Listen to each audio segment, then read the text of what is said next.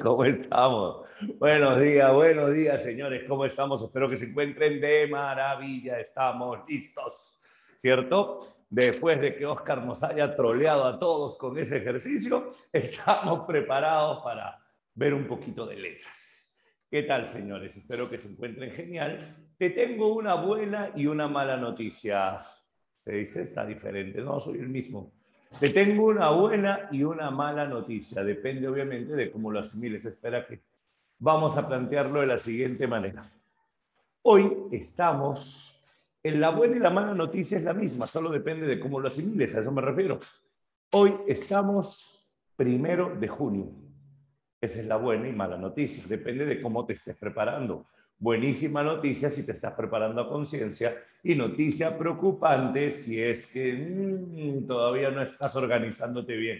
Sí, hoy iniciamos, no es la mitad del año, pero iniciamos el sexto mes del año. Iniciamos el sexto mes del año. ¿Y sabes qué significa eso?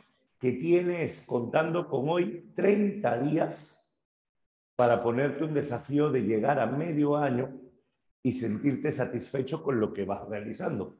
Todavía no estamos en medio año, pero tienes 30 días para organizarte y tienes 30 días para poder decir, llegué a mitad de año con mis metas logradas. Hoy vamos a avanzar una pequeña meta para poder cerrar este punto. ¿Te parece? La semana pasada terminamos conversando acerca del siglo de oro español. La semana pasada hablábamos acerca de la poesía del siglo de oro. Así que hoy continuamos con la novela y con el teatro. Pero antes de explicar eso, ayúdame, solo para recordar, ayúdame porque no quiero olvidar. Dime, ¿te acuerdas el panorama del siglo de oro completo? Porque yo solo me centré en poesía. ¿Te acuerdas más o menos cómo se divide, cómo se estructura y las características del siglo de oro? No quiero que te sorprendan por ahí. Cuéntame, ¿sí o no? Habla, ¿te acuerdas? Renacimiento barroco, excelente. Algo más, algo más, algo más, algo más. Más o menos te ubicas qué diferencia entre cada uno. Ajá, 1492 como fecha de partida. Excelente, claro que sí. Vamos a plantearlo rápidamente para decirte qué es lo que voy a estudiar.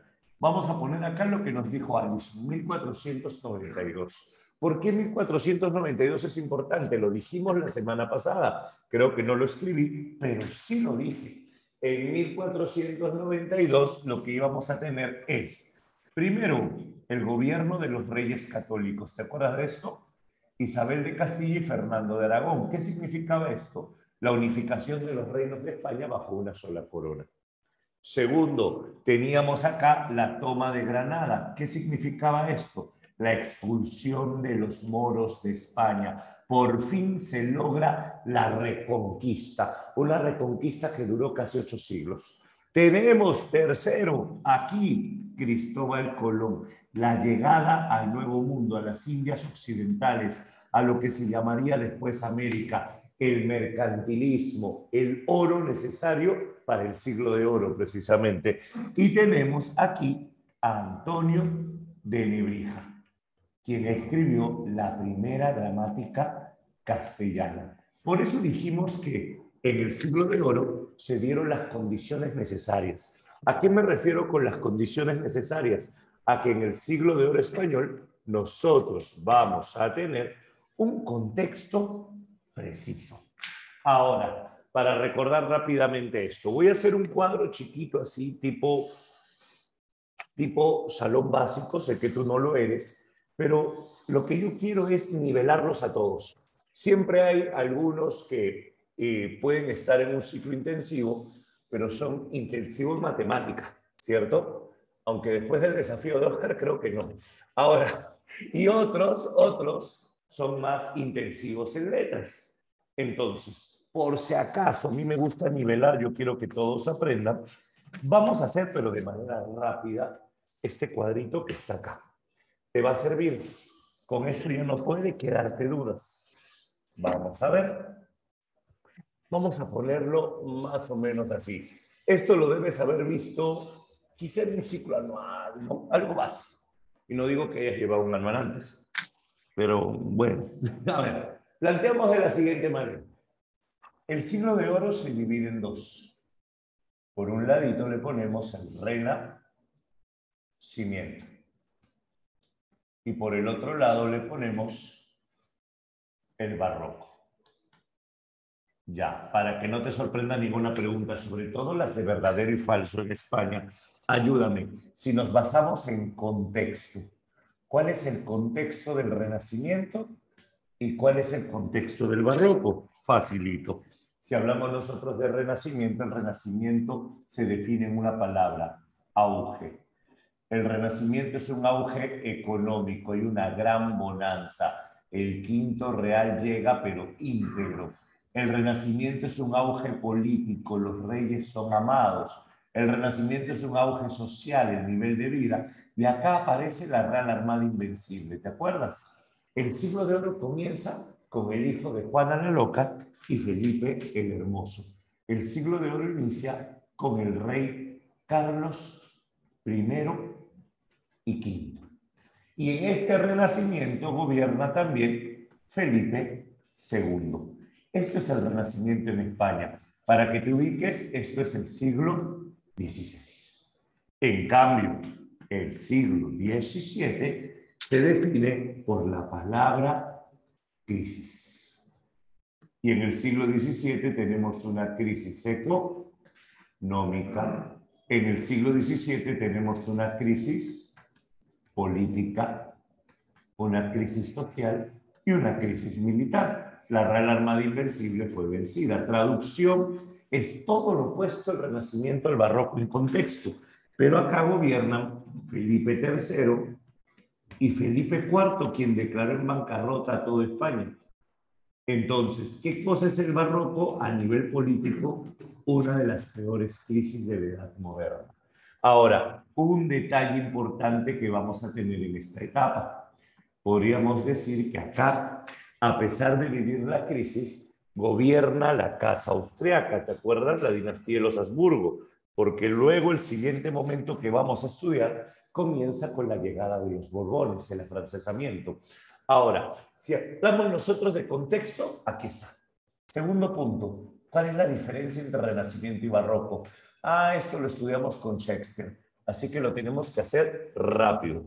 Para empezar, el Renacimiento, ¿dónde nace? En Italia. Entonces, una característica del Renacimiento español va a ser esa, la influencia italiana. Lo veíamos la semana pasada cuando Juan Boscán viaja a Italia.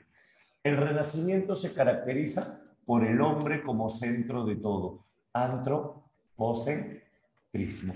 En el Renacimiento nosotros sabemos que nos gusta la belleza, pero la belleza que nos gusta es una belleza sencilla, armoniosa. En el Renacimiento nosotros vamos a tener una profunda admiración por los clásicos. ¿Te gusta Grecia? ¿Te gusta Roma? Sobre todo Roma, porque a través de Italia llega la cultura latina. Por eso los tópicos latinos. Ya, te digo, Miguel, lo que está en rojo es contexto y características. Ya no voy a escribir en rojo, no te preocupes. Contexto y características. ¿Listo? Ahora, si hablamos nosotros acerca de las características, acá tenemos, por ejemplo, el nacimiento de un individualismo. Yo no te voy a contar historias de naciones como en la Edad Media, te voy a contar historias de hombres, individuos. Es acá donde tú sabes que en el Renacimiento en España es igual. Te gusta el hombre como raza humana, te gusta el presente como época donde se pueden lograr grandes cosas. Y sí, también en el Renacimiento español hay mecenas. Todo esto es característica. Ahora, recuerda, el barroco es crisis, pero a pesar de ser crisis, el barroco es el mayor esplendor literario. La literatura española entra en un auge con el barroco.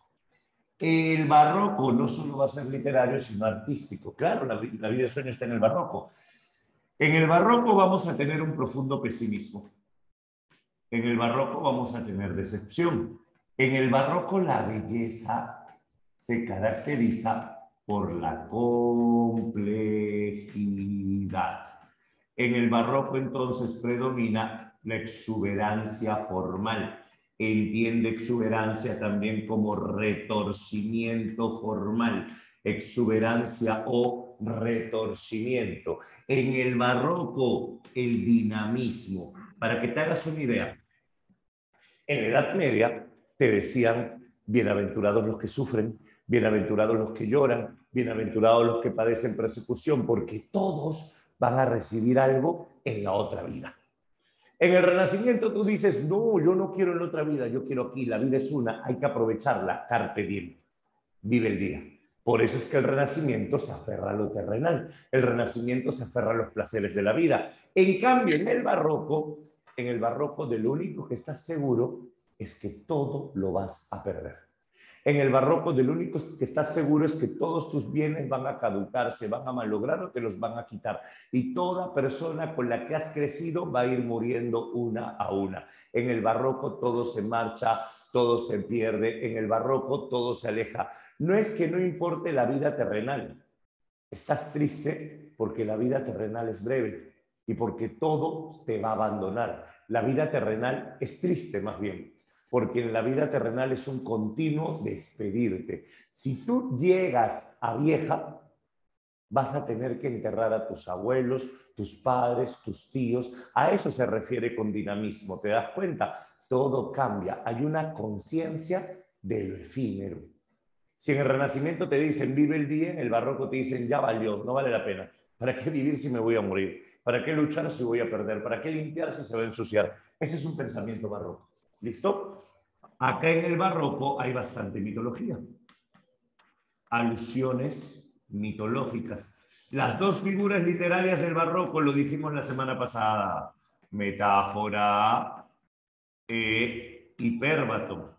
Y por último, dentro de la literatura barroca, nosotros vamos a tener, sobre todo aquí, una noción, un deseo, un afán de impresionar al lector. Por eso que dice dinamismo como una inestabilidad. Claro, exacto. Pero aquí, sobre todo, vamos a tener, escúchame, un deseo, una necesidad de impresionar al lector. Y para eso vamos a usar los claroscuros. ¿Qué son los claroscuros? Se le llama también contrastes, se le llaman también dualismos. ¿Qué son contrastes o dualismos? Vida, muerte, realidad, ficción, ¿cierto?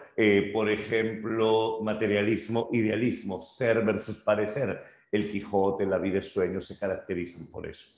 Ahora, una vez que planteamos esto, ¿qué tenemos en el siglo de oro? Te cuento, el siglo de oro lo partimos en 3 columnas. Y hemos estudiado la primera, nos toca estudiar las otras 2. A ver, atento pequeño, atento. ¿Listo? Escúchame, ¿qué dices de mismo cuando dice que todo es constante cambio? Lo de la palabra tragedia no la pongas, la palabra tragedia no la pongas. O sea, sí es cierto que hay tragedia, pero lo que más se habla, entiéndeme, tragedia es cuando alguien lucha. La tragedia es cuando luchas y pierdes. En el barroco ya ni luchas. En el barroco simplemente te rindes. En el barroco, un barroco es ya perdí.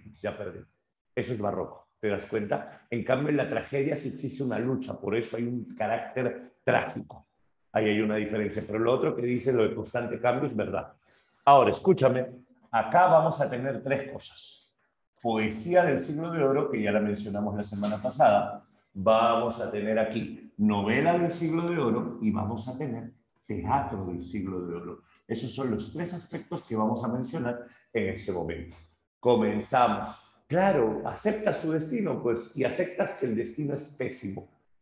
Obvio que después de las cruzadas, porque las cruzadas están en la Edad Media, obviamente que sí. Ahora, hoy los chicos han amanecido bien tímidos, todos mandan mensaje privado. Vamos a ver si hablamos nosotros acerca de poesía. Escúchame, aquí tenemos a Garcilaso de la Vega. Ah, ¿tú te acuerdas del Petrarca español? Admiro a Petrarca y a Virgilio. Garcilaso de la Vega idealizó Isabel Freire. Garcilaso de la Vega escribe los sonetos. Coge en tu alegre primavera el dulce fruto antes que el tiempo airado cubra de nieve en la alta cumbre.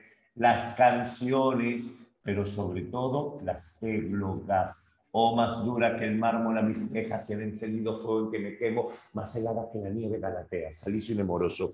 Aquí, por si acaso te cuento, también está Fray Luis de León. Ya te dije, si te colocan en el examen a Fray Luis de León, solo te van a preguntar 2 cosas de él.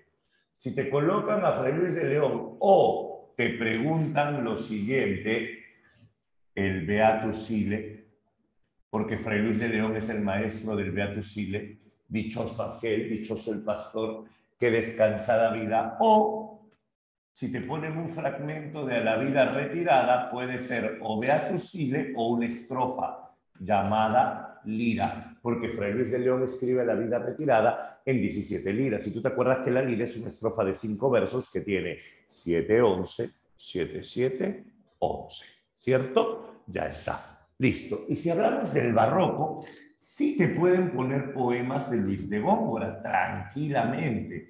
Y si te ponen un poema de Luis de Góngora, solo tienes que recordar que Góngora es el poeta de la luz y las tinieblas. Si el poema de Góngora se entiende, se llama Etapa de la luz. Y si el poema de Góngora no se entiende, se llama Etapa de las tinieblas, barroco. Y te pueden poner un poema, un fragmento de Soledades o un fragmento de Fábula de Polifemo y Galatea, pero lo que te va a preguntar el examen es ¿qué rasgo barroco se aprecia en el poeta? ¿Qué rasgo barroco? Entonces la clave va a ser retorcimiento formal, la clave va a ser metáfora hipérbato o la clave va a ser alusiones mitológicas. Lo mismo va a pasar si te colocan un fragmento de Francisco de Quevedo.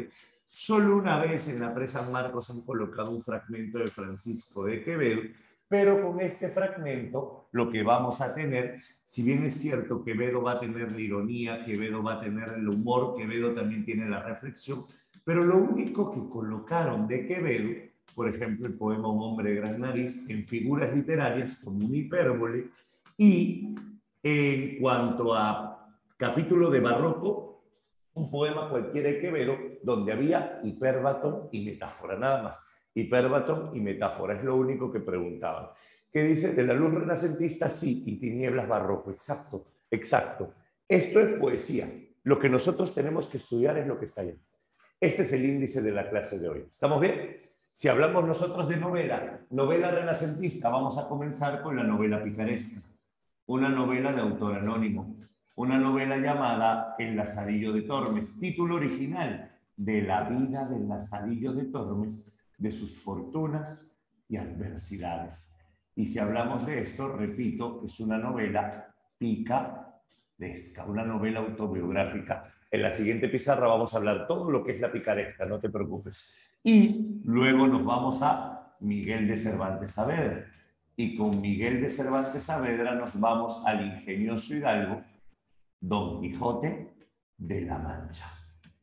Estos dos son textos de prospecto, ¿sí? Don Quijote de la Mancha, tanto Lazarillo como Quijote, ambos son textos de prospecto. Y el Quijote, para hablar de él, vamos a tener que hablar de la teoría de novela de caballería. Ya estamos. Y por último, si hablamos de teatro, escucha. En algunos libros te va a salir, solo para equilibrar la balanza. Teatro renacentista, Lope de Vega; teatro barroco, Calderón de la Barca. En realidad, Lope de Vega va a destacar en el barroco. No hay teatro renacentista para tu examen. ¿Listo? El teatro que vamos a estudiar nosotros es 100% barroco. Lo que pasa es que son dos teorías opuestas. La de Lope, que es popular, y la de Calderón, que es cortesana. Lope de Vega, en el siglo XVI, va a destacar como poeta, no como dramaturgo. Lope de Vega en el siglo XVI lo que va a tener son obras callejeras, pequeños entremeses, pero el teatro formal de Lope, con teoría, va a ser un teatro barroco, exacto, popular y aristocrático. Acá podríamos señalar lo siguiente. A Lope de Vega no viene en el examen, pero ¿para qué me sirve? Para compararlo con Calderón de la Barca. Lope de Vega tiene un teatro nacionalista. Lope de Vega tiene un teatro popular. Lope de Vega tiene un teatro del gusto. Y Lope de Vega tiene un teatro del honor villano. El pueblo también tiene honor. Y esto lo ves en Fuente Ovejuna cuando el pueblo hace justicia con su propia mano. En cambio, Calderón de la Barca, Pedro Calderón de la Barca, tiene un teatro completamente opuesto al de Lope de Vega, porque con Pedro Calderón de la Barca tenemos un teatro universalista, ambientado afuera de España. Tenemos un teatro cortesano, un teatro filosófico, un teatro alegórico, y esto lo vas a ver en La vida es sueño. Y ahí tienes tu contraste. Y ahí tienes tu panorama. Ahora sí, pregunto, como contexto, ¿entendido el siglo de oro o no? Cuéntame. Mira que nuestro afán es avanzar paso a paso. Uy, ya se durmieron. Ahí está, ya está, ya está. Sí, perfecto. Ahora, lo que tenemos que hacer es estudiar 1, 2, 3 libros. Vamos a estudiar Lazarillo de Tormes, vamos a estudiar Don Quijote y vamos a estudiar La vida y sueño. Y con eso tenemos el prospecto, porque en el prospecto te piden 4 libros. Salicio Nemoroso, Las Églogas, que se ya está la semana pasada, y te piden Lazarillo, Quijote y Calderón. Esos 3 nos tocan hoy. Entonces, le tomamos pantallazo a esto, borramos y pasamos al tema de fondo. ¿Te parece? Me aparto para que se le pueda tomar imagen, que dice que quería decir individualismo, que yo no te cuento historia de pueblos, sino historia de individuos. Yo te cuento historia de hombres, a eso se refiere individualismo. No es como el individualismo romántico. El individualismo romántico es yo me encierro en mí mismo. El individualismo romántico es yo me llevo bien conmigo mismo. Mi mejor amigo soy yo. Eso es individualismo romántico.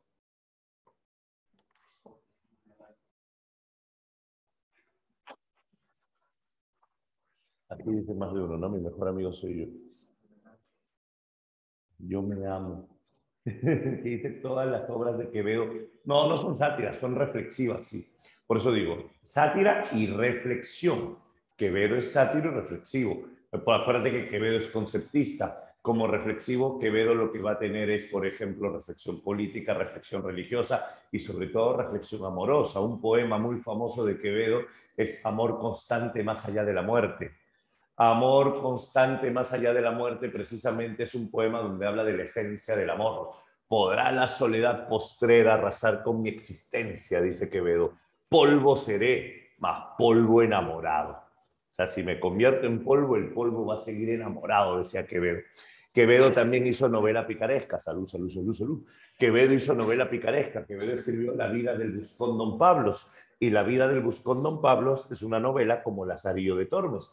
También es de Quevedo, que dice cuál es la diferencia entre renacimiento y neoclasicismo. Ya, el renacimiento te habla del deleite, el gozo. El renacimiento admira a los clásicos. En el renacimiento hay sencillez, armonía. En cambio, el neoclasicismo es una literatura educativa.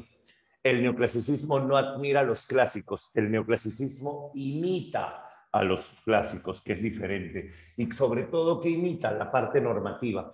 En el neoclasicismo yo no quiero que goces, yo no quiero que te deleites. En el neoclasicismo yo quiero que sigas las reglas para que seas una buena persona. Eso es un sistema neoclásico educativo y político. Hay una gran diferencia.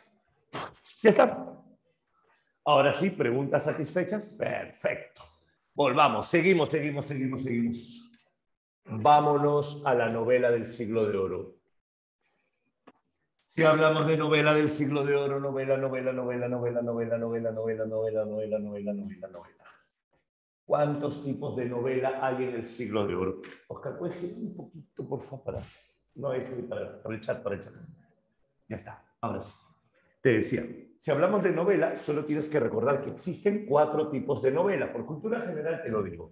La primera novela que nace en el siglo de oro es una novela pastoril. La novela pastoril es de origen italiano. La segunda novela que nace en el siglo de oro es una novela de caballería, también llamada novela morisca. Esta es de origen francés. La tercera novela que nace en el siglo de oro es la novela bizantina. Esta novela, como su nombre lo dice, es de Bizancio. Roma Oriental es la novela amorosa, de enredos amorosos. Y la novela que más destaca es la picaresca, para nosotros en este momento. Vamos a explicarla. ¿Por qué? Porque es de origen español. ¿Por qué en el barroco hay mayor esplendor literario? Te lo planteo de la siguiente manera, Mauro. Una semana antes del examen vas a estudiar más que en todo el ciclo. ¿Por qué? Porque cuando estás estresado, bajo presión y en crisis, te esmeras mucho más. Eso pasó en el barroco. La crisis hace que los escritores se esmeren mucho más. Ahí está la diferencia. Vamos. Si es picaresca, origen español. Es la única novela original de España. Ya está. Hablemos de la picaresca. Si hablamos nosotros acerca de la novela picaresca, ¿qué es lo que tengo que estudiar? Veamos. Novela picaresca.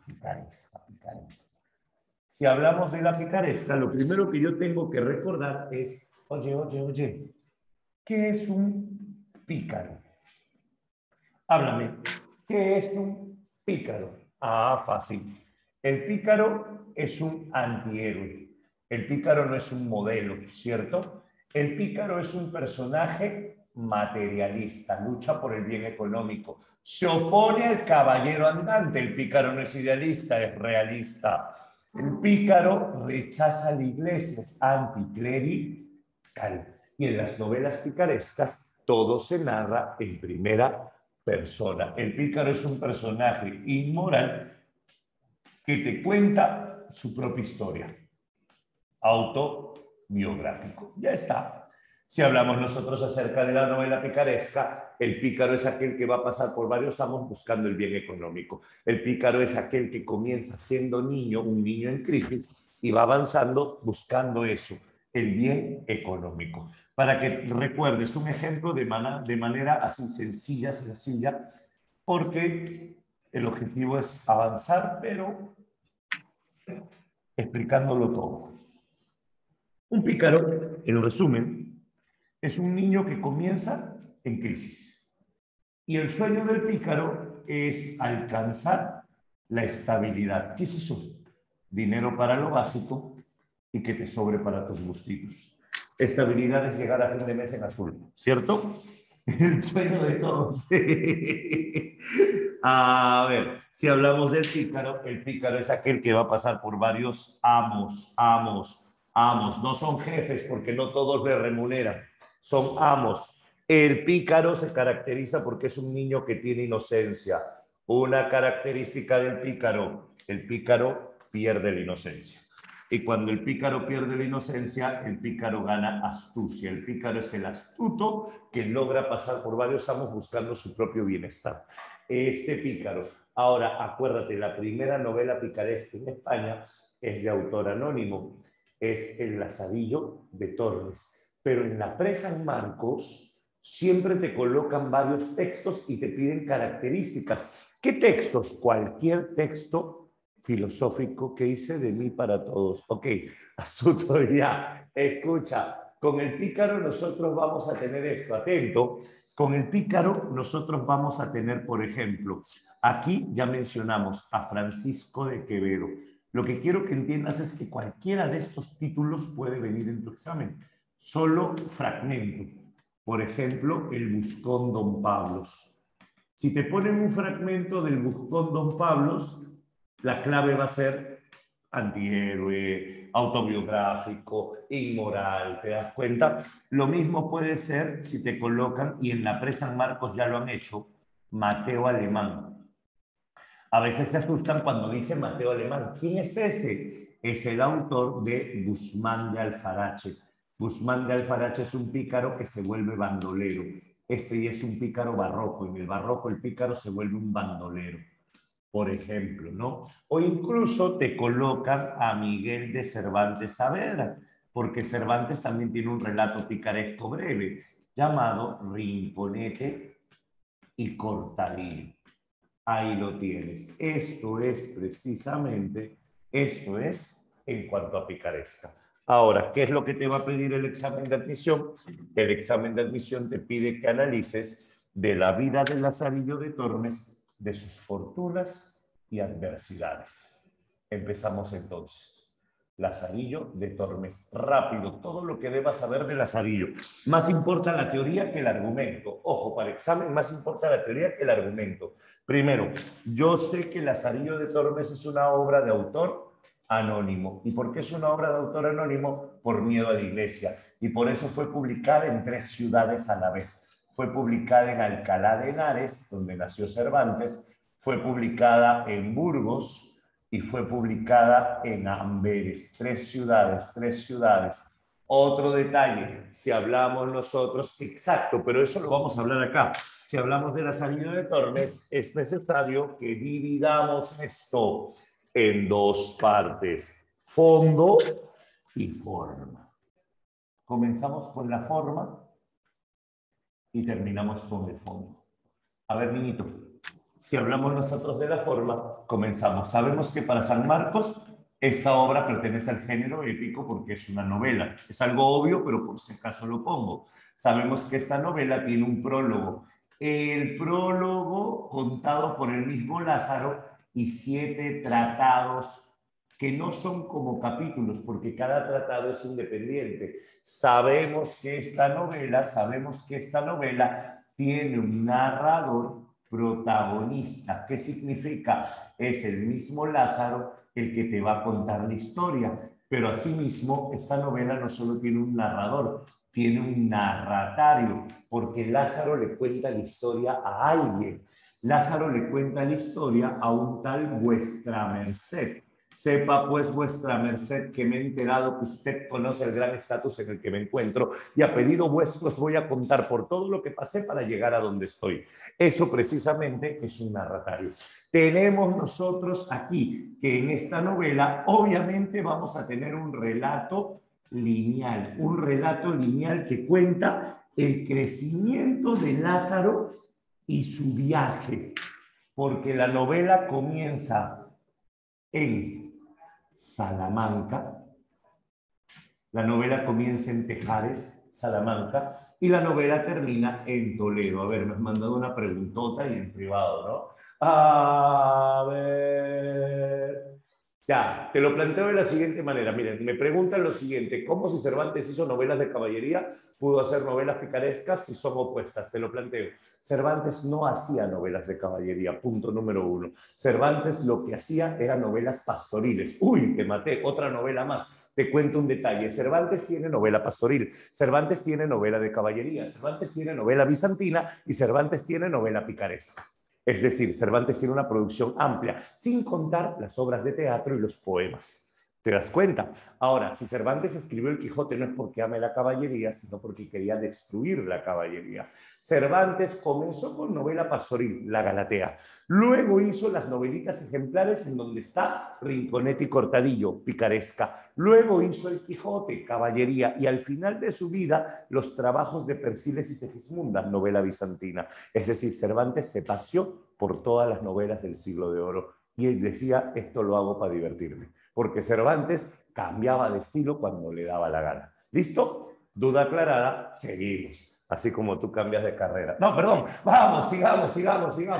Si hablamos nosotros acerca de la salida de Torbes, forma, estamos en forma.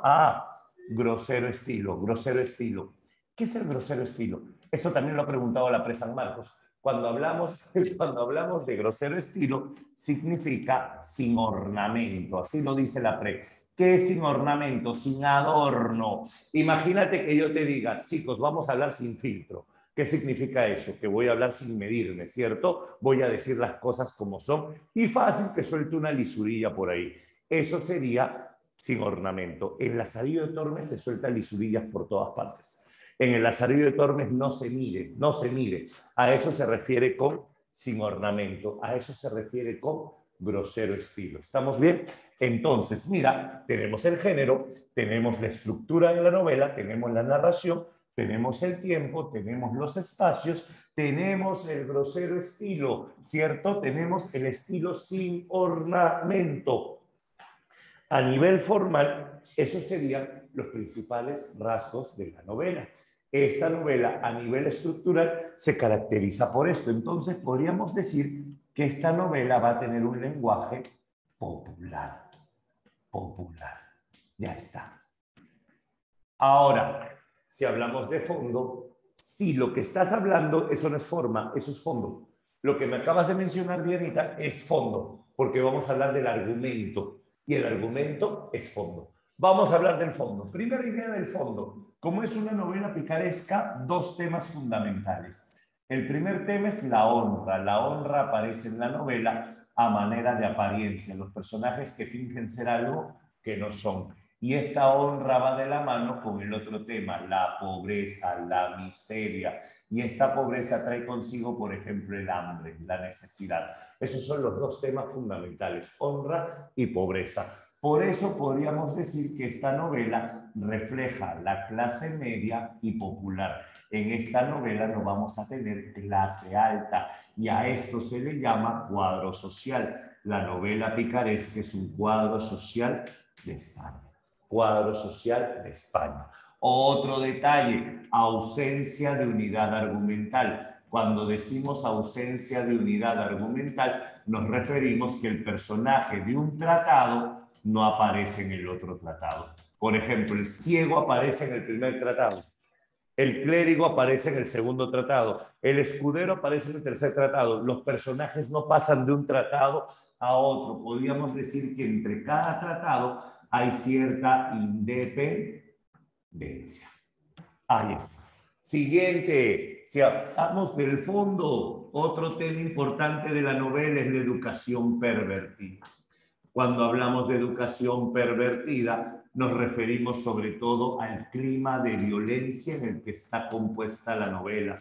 A cocachos aprendí, a golpes aprendí, el ciego lo maltrata para que aprenda. Ese es otro tema importante que tiene la novela.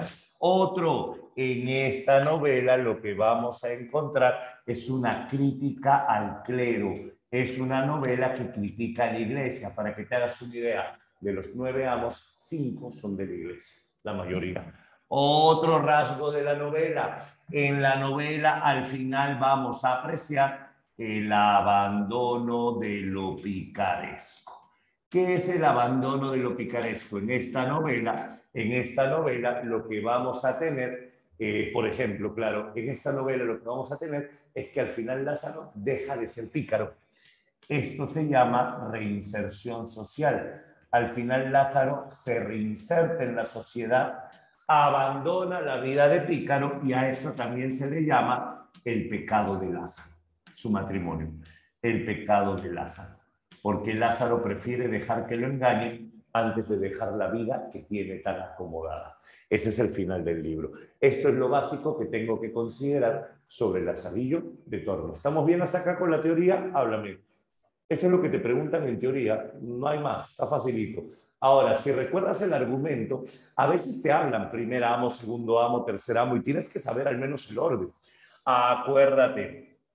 Sepa pues vuestra merced que a mí me llaman Lázaro de Tormes, hijo de Tomé González y de Antonia Pérez, natural de la aldea de Tejares en Salamanca. Sepa que mi padre trabajaba en la molienda en el río Tormes. Su papá trabajaba en el molino en el río Tormes. Y sepa que justo cuando estábamos en el molino, a mi madre vinieronle los dolores del parto y vine yo a nacer en el molino dentro del río Tormes, por lo cual podríamos decir que prácticamente nací en el río. Por eso me pusieron por nombre Lázaro, pero me apodaron Lazarillo. Lazarillo de Tormes. ¿Sabes lo que acaba de hacer Lázaro? La búsqueda de la honra. ¿Quién busca la honra? Dime, ¿quién busca la honra? Buscar honra. La honra no se busca ni se obtiene. Te lo explico. La honra no se busca ni se obtiene porque la honra es la imagen. Lo que va a buscar es convertirse en un hombre de bien y eso se llama estabilidad. Estabilidad. Pero la honra no es un bien que se puede obtener. La honra es imagen, ¿correcto? Imagen. A eso nos vamos a referir. ¿Qué dice? ¿En qué contexto pertenecen las obras de Julio Verne? ¿Qué tiene que ver Julio Verne acá?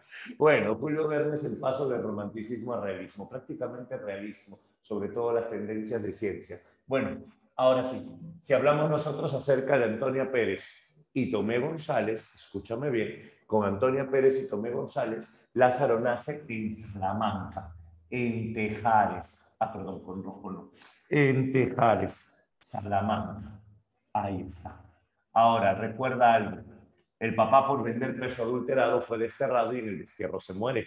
Y como el papá muere, la mamá se queda con Lázaro y como no pueden vivir en el campo, critica la novela pastoril, como no se puede vivir en el campo, deciden abandonar el campo y viajar a la ciudad. Y es aquí que la mamá daba posada en la ciudad de Salamanca y es aquí que conoció al Zaide. El Zaide es el negro, el que se quedaba en la posada a pesar de que viva la vuelta. El Zaire es el que se mete con la mamá y es con el que tiene al hermanito, al negrito, así le llaman, ¿no? El negrito. Acuérdate que el negrito miraba a la mamá, sonreía, miraba a Lázaro, sonreía. Es que eran blanquitos, pero cuando miraba al Zaide, el negrito gritaba, Cuco, Cuco, Cuco, ¿te das cuenta? Y el Zaide soltaba, y ahí Lázaro te suelta un lisurón, ¿no? Hijo de puta, ¿no? Y te dice, y comenzaba a reír. Obviamente la novela hace esto por una razón. Dos cosas, exacto. Primero, pido perdón por el grosero estilo con el que escribo, pero es que quiero representar cómo habla la gente y yo no puedo cambiar las palabras, es lo que dice Lázaro. Segundo, así como el negrito, muchos se ríen de otros sin verse uno mismo. Ah, es una novela que tiende a la reflexión. También, con la ironía, tiende a la reflexión. ¿Te das cuenta? Ahora sí. Luego, como la madre no podía mantener a los dos porque el Zaide robaba para mantenerlos, entonces la madre tuvo que entregarlo, no, la madre tuvo que entregarlo al cielo. Ni oro ni plata te puedo dar, pero un buen amo pongo en tu camino. Y con el ciego comenzó. El ciego ganaba en un día lo que todos los hijos del mundo ganaban en un año. El ciego era muy hábil y el ciego, después de Dios, él le dio la vida. Sí, al Zaire lo capturaron, lo bañaron en hirviendo, lo latigaron y lo dejaron muerto. A la mamá también le dieron de azotes y por eso la mamá no podía hacerse cargo de los dos niños. Y entonces por eso lo entrega al ciego. El ciego salía con él de Salamanca hacia Toledo y le dijo, Lázaro, ¿veis a vuestra izquierda un toro de piedra? Y es ahí donde le hizo, pega el oído al toro y escuchas el animal. Y Lázaro inocente pega el oído al toro y el ciego le revienta la cabeza contra el toro. Le revienta la cabeza contra el cuerno y le dice, aprende vuestra primera lección. Mozo de ciego, un punto más que el diablo ha de ver. Estáis solo en este mundo y no podéis confiar ni en vuestra propia sombra. Y mucha razón tenía, puesto que solo tenía que valerme. Es con el ciego que pasa, por ejemplo, la del vino. Es con el ciego que pasa la de las uvas. Una tú, una yo, una tú, una yo. Y cuando Lázaro comía de 3 en 3, ¿por qué se dio cuenta? Porque el ciego le dice, yo comía de 2 en 2 y tú nunca reclamaste. Cuando Lázaro le roba la longaniza, la salchicha, y el ciego le abre la boca, mete la nariz y tanto buscaba su longaniza que se la devolví y en la cara. Y está ahí donde Lázaro, después de que casi lo matan a golpes, decide abandonarlo. Pero no lo abandona de cualquier manera, lo hace estrellarse contra un poste primero, lo hace saltar, irse de cara contra el poste y le dice, ¿cómo oliste la longaniza y no pudiste oler el poste? Por favor, le agradece y se marcha. Ese es el primer amo. El segundo amo es el clérigo es tacaño, con el clérigo Lázaro come 5 cebollas crudas a la semana. Con el ciego Lázaro solo come rico. En el primer amo sobre todo hay venganza, solo en el primero. Con el ciego Lázaro come rico, pero solo cuando muere alguien. Por eso Lázaro aprendió a rezar. Diosito, mata a alguien. Diosito, acaba con alguien. Diosito, que hay una señora que está mejor contigo, llévatela. Y en una semana Diosito se mató a 3, pero ya la gente no moría, había mucha salud, ¿qué hacemos? Y entonces decidió fingir que había ratones para robarle los panes al amo. Pero tanto le robaba y tanto insistía abriéndole hueco al pobre cofre que el amo parchaba en la noche, que le dijeron que eso podía ser una serpiente. Y cuando el amo buscaba la serpiente, Lázaro se durmió con la llave en la boca y comenzó a sonar. Y creyendo que era la serpiente, de un palazo le reventaron la cara a Lázaro. Cuando incendió el candelabro, me encontré inconsciente y al tercer día resucité entre los muertos. Y cuando desperté, me enseñó la llave y me dijo, aquí está el ratón y la serpiente. Te sanas, te largas. El tercer amo es el escudero. El escudero parecía un hombre de bien, parecía un hombre adinerado. Acá voy a comer rico. A ver, pregunta enorme, un ratito me escriba. El tema principal de Lazarillo es la búsqueda de la honra y en el mío sí, la búsqueda de la dignidad. No está bien, porque, a ver, te lo planteo de la siguiente manera. La dignidad se asocia mucho con el concepto de honor. Honor tiene que ver con normas internas. La dignidad también. Ahora hay un detalle, el héroe que busca la dignidad, eso nace recién a partir del siglo XV con los poemas épicos. Acuérdate de Jerusalén Libertada, Torcuato Tasso. El héroe lucha por la dignidad. En el caso del mío sí es honra como imagen pública y honor por sus hijas. Honra cuando lo desterraron, honor por sus hijas. En el caso de Lázaro, Lázaro no busca la honra porque Lázaro vive siendo deshonrado y es más, al final de la novela su mujer le es infiel, no hay honra. ¿Te das cuenta? La honra simplemente es la imagen pública. Por eso te digo, ten cuidado con esos términos. Ya está. En el mío sí busca la recuperación de la honra, de la imagen. En el mío sí recupera su imagen. ¿Listo? Ahora sí, vamos, volvamos, no te distraigas, no te preocupes. El escudero al final era más pobre que Lázaro. Y es acá que Lázaro mantiene al escudero. Lázaro mendiga para darle de comer. Y cuando vinieron a cobrarle las deudas, el amo fugó y nunca más volvió. Por eso se puede decir que los 3 primeros amos aluden a un Lázaro niño. Y el Lázaro niño, el tema es el hambre, el tema es la pobreza. Ahí no hay más que hambre y pobreza. Por ejemplo, si hablamos del cuarto amo, el cuarto amo es el fraile de la Merced. Este caminaba, caminaba y caminaba, era enemigo de estar en los conventos. Este fraile le compró su primer par de zapatos nuevos y le duraron pocos días. Y por mucho caminar y otras manías que prefiero no mencionar, así dice la novela, es que lo dejé. No me las preguntes ya que no las mencionas, ¿cierto? Ahora, luego se sienta, con un buldero. El buldero era un estafador. El buldero inventaba milagros para vender bajulas. El buldero era un charlatán. El buldero se aprovechaba de la gente. Y como Lázaro lo notó por miedo a la ley y para evitar problemas, simplemente lo dejó. Y el sexto, que está también en el quinto tratado, es brevísimo, es el maestro de pintar panderos. Con él aprendí algunas cosas, pero como no me agradaba el oficio, simplemente me alejé de él. Maestro de pintar panderetas, sí, maestro de pintar panderos. Se asocia a estos 3 amos con un Lázaro joven, más desinteresado. Una característica, en estos 3 amos no se habla de comida. En estos 3 amos no se habla de comida. Y hablando del tema de la honra, para que lo compruebes, en estos 3 amos ni siquiera se habla de la honra. La honra se habla con el clérigo, que finge ser alguien humilde cuando no lo es, y con el escudero, que finge ser alguien poderoso cuando no lo es. ¿Te das cuenta? Sobre todo en estos 2 se habla de honra. Ahora, el séptimo amo es el que le da el primer empleo remunerado. El capellán, que lo manda a vender agua. Lázaro ganaba dinero, se compró ropa para verse como hombre de bien. Ahí sí hay eso. En el séptimo amo también. Se busca ver como hombre de bien. Pero si Lázaro cambia de amo no es para verse como hombre de bien, es porque quiere ganar más dinero, punto, estabilidad económica, quiere ganar más dinero. Por eso Lázaro se metió con el alguacil. Con el alguacil hacía rondas nocturnas, pero el alguacil era muy peligroso. Y entonces, debido a todo esto, es que lo dejó. Y llegó a sus oídos que un arcipreste lo andaba buscando. El arcipreste de San Salvador. Mi señor, dice, y este arcipreste de San Salvador me mandó a pregonar sus vinos, vender vinos. Y con el arcipreste no solo vendía vino, me ofreció el empleo de pregonero real, pero para ser pregonero tenía que ser casado. Así que me presentó una criada suya para tomarla como esposa. Y entonces tenía el sueldo de pregoneros, el sueldo de vino, el sueldo de la esposa y la casa que tenía la esposa junto a la casa de su amo. Alucina, si te casas te doy 3 sueldos y una casa.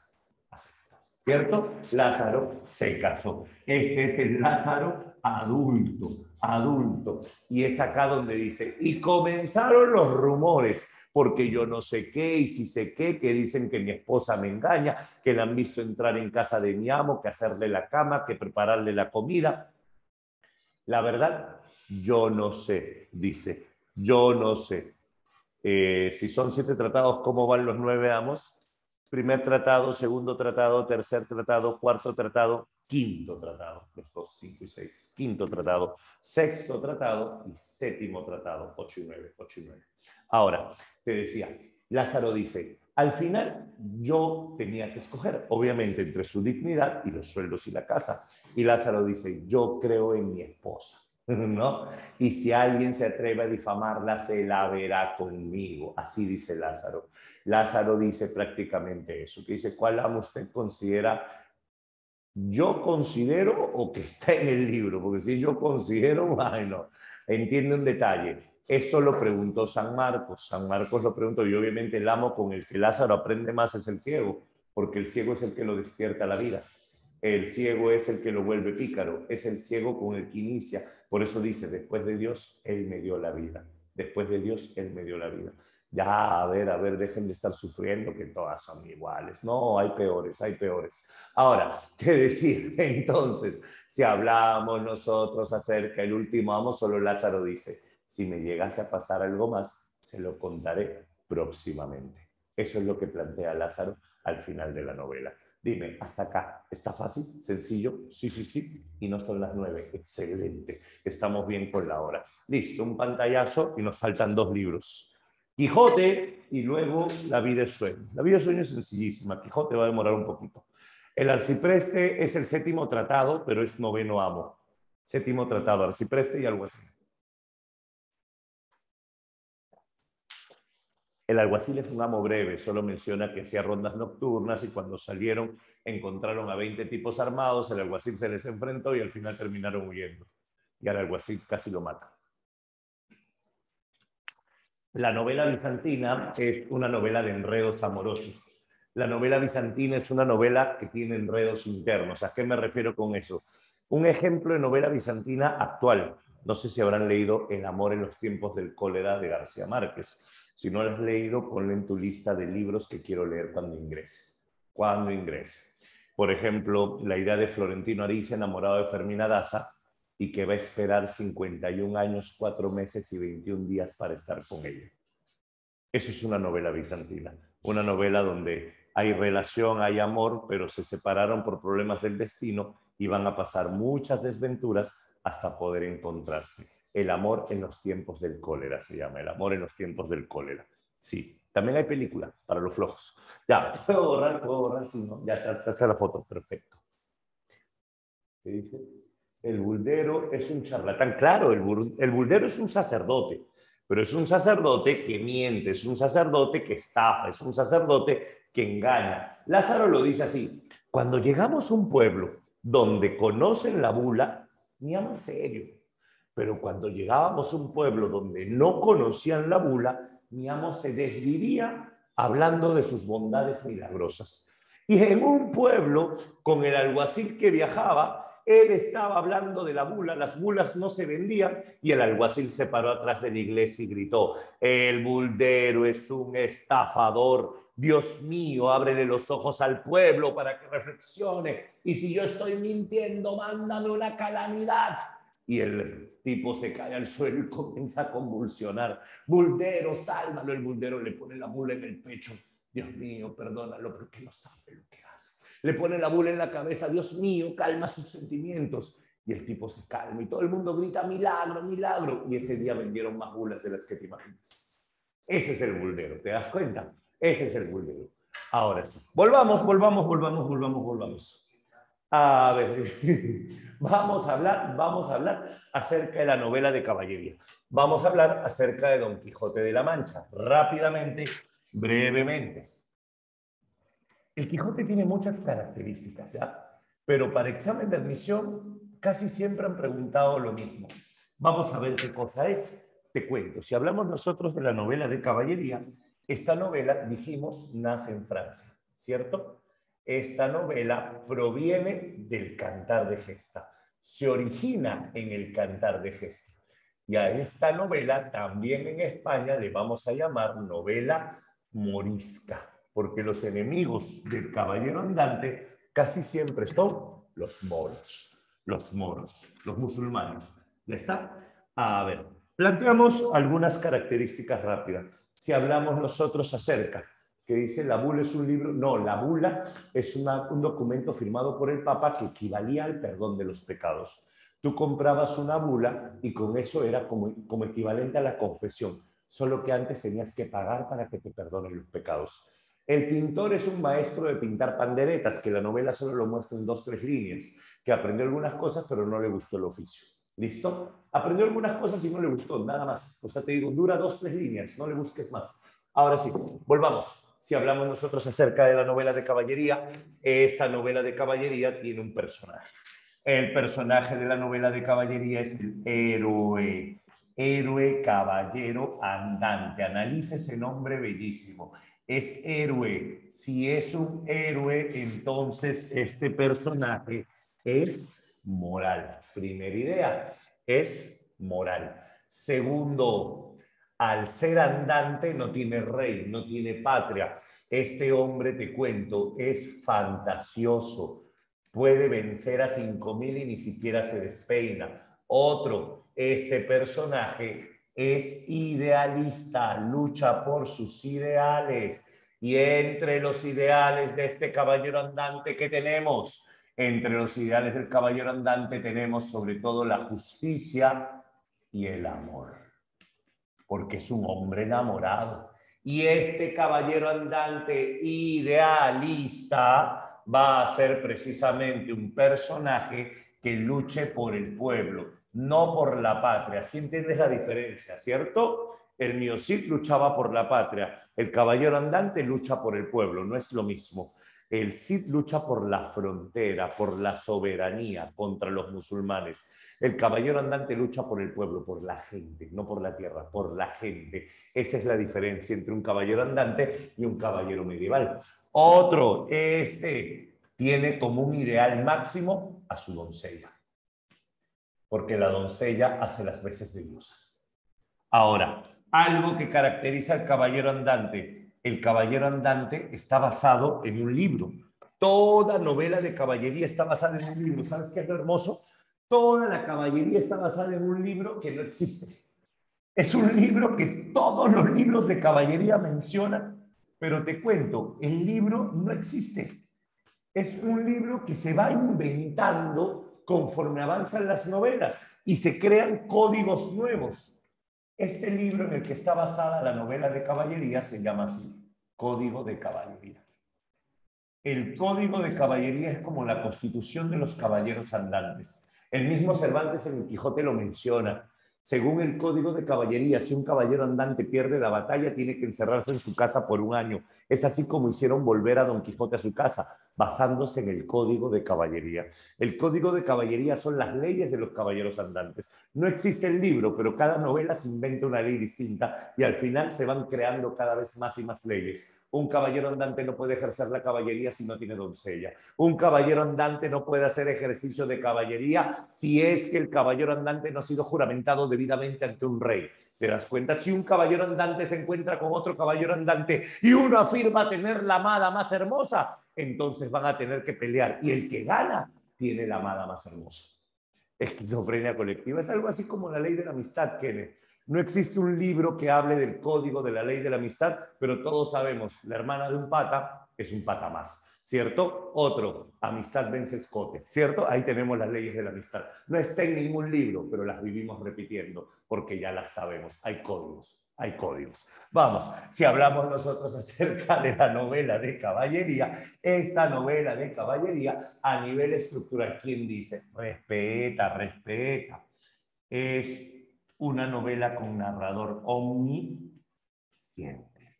Esta novela de caballería se configura como un relato lineal, obviamente, en donde prima la fantasía, pero sobre todo, maleaos, pero sobre todo, escucha, no te distraigas, esta novela se va a configurar como un folletín. Atento para que luego no me preguntes, ¿qué significa esto?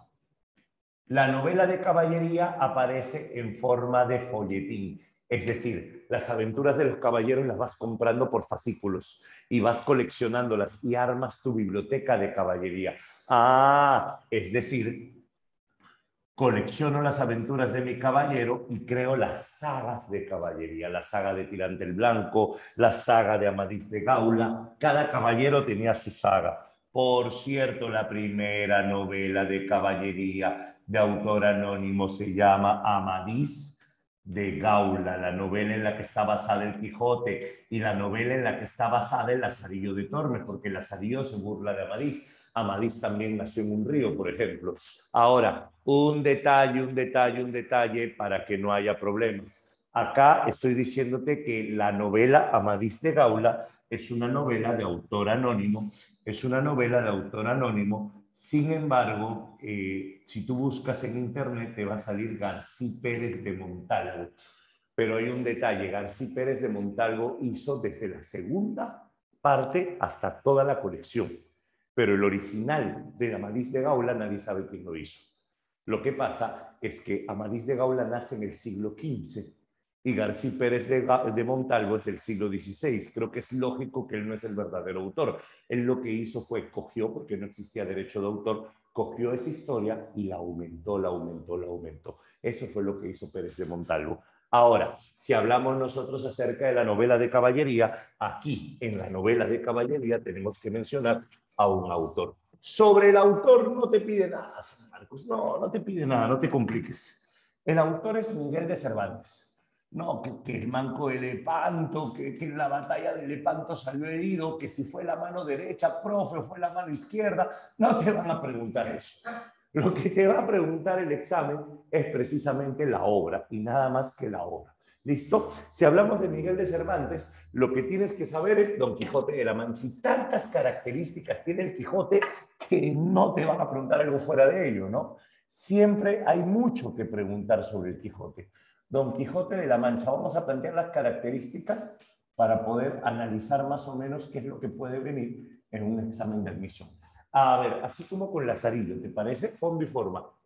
Planteamos fondo y forma. A ver, vamos a ver si nos sale. Ahí está. Si hablamos de fondo y forma, lo primero que vamos a ver, como siempre, comenzamos con la forma. Obviamente también pertenece al género épico. Para San Marcos el género épico lo conforma la novela. Podríamos decir que esta novela a nivel estructural lo primero que tiene son dos partes, es decir, son dos libros.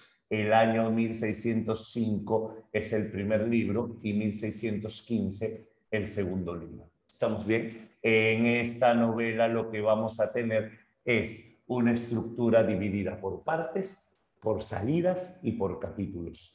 En la novela El ingenioso hidalgo Don Quijote de la Mancha a nivel formal, algo que siempre van a preguntar es el estilo cervantino. El estilo cervantino es aquel que tiene que ver con los niveles de lenguaje.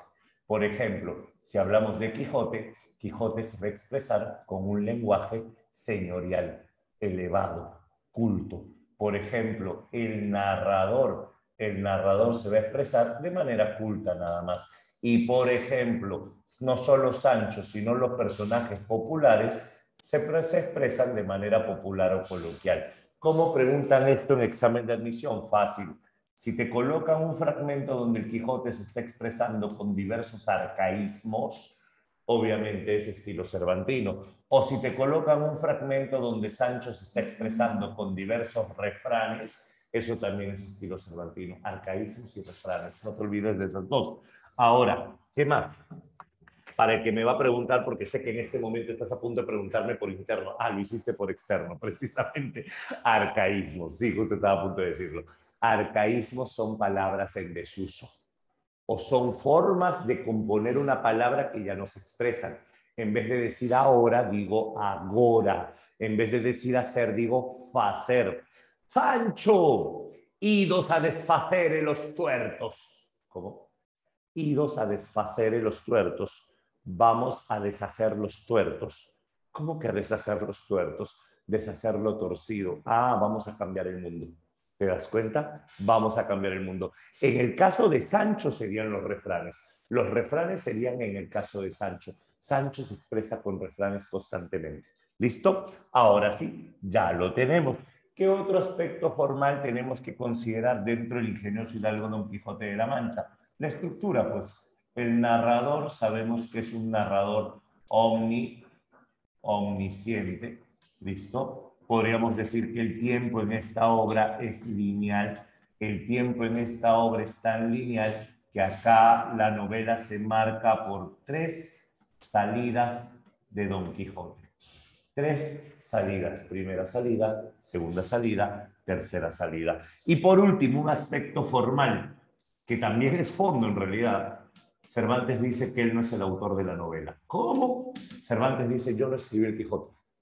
Así, de frente, yo no escribí el Quijote. Cervantes quiere matar a todo mundo. En el primer capítulo te dice, yo estaba sentado en una cantina y de pronto viene un hombre hacia mí y me dice, oye, tú eres escritor, ¿no? Sí, te vendo este libro. Era una novela de caballería y a mí no me interesa la novela de caballería.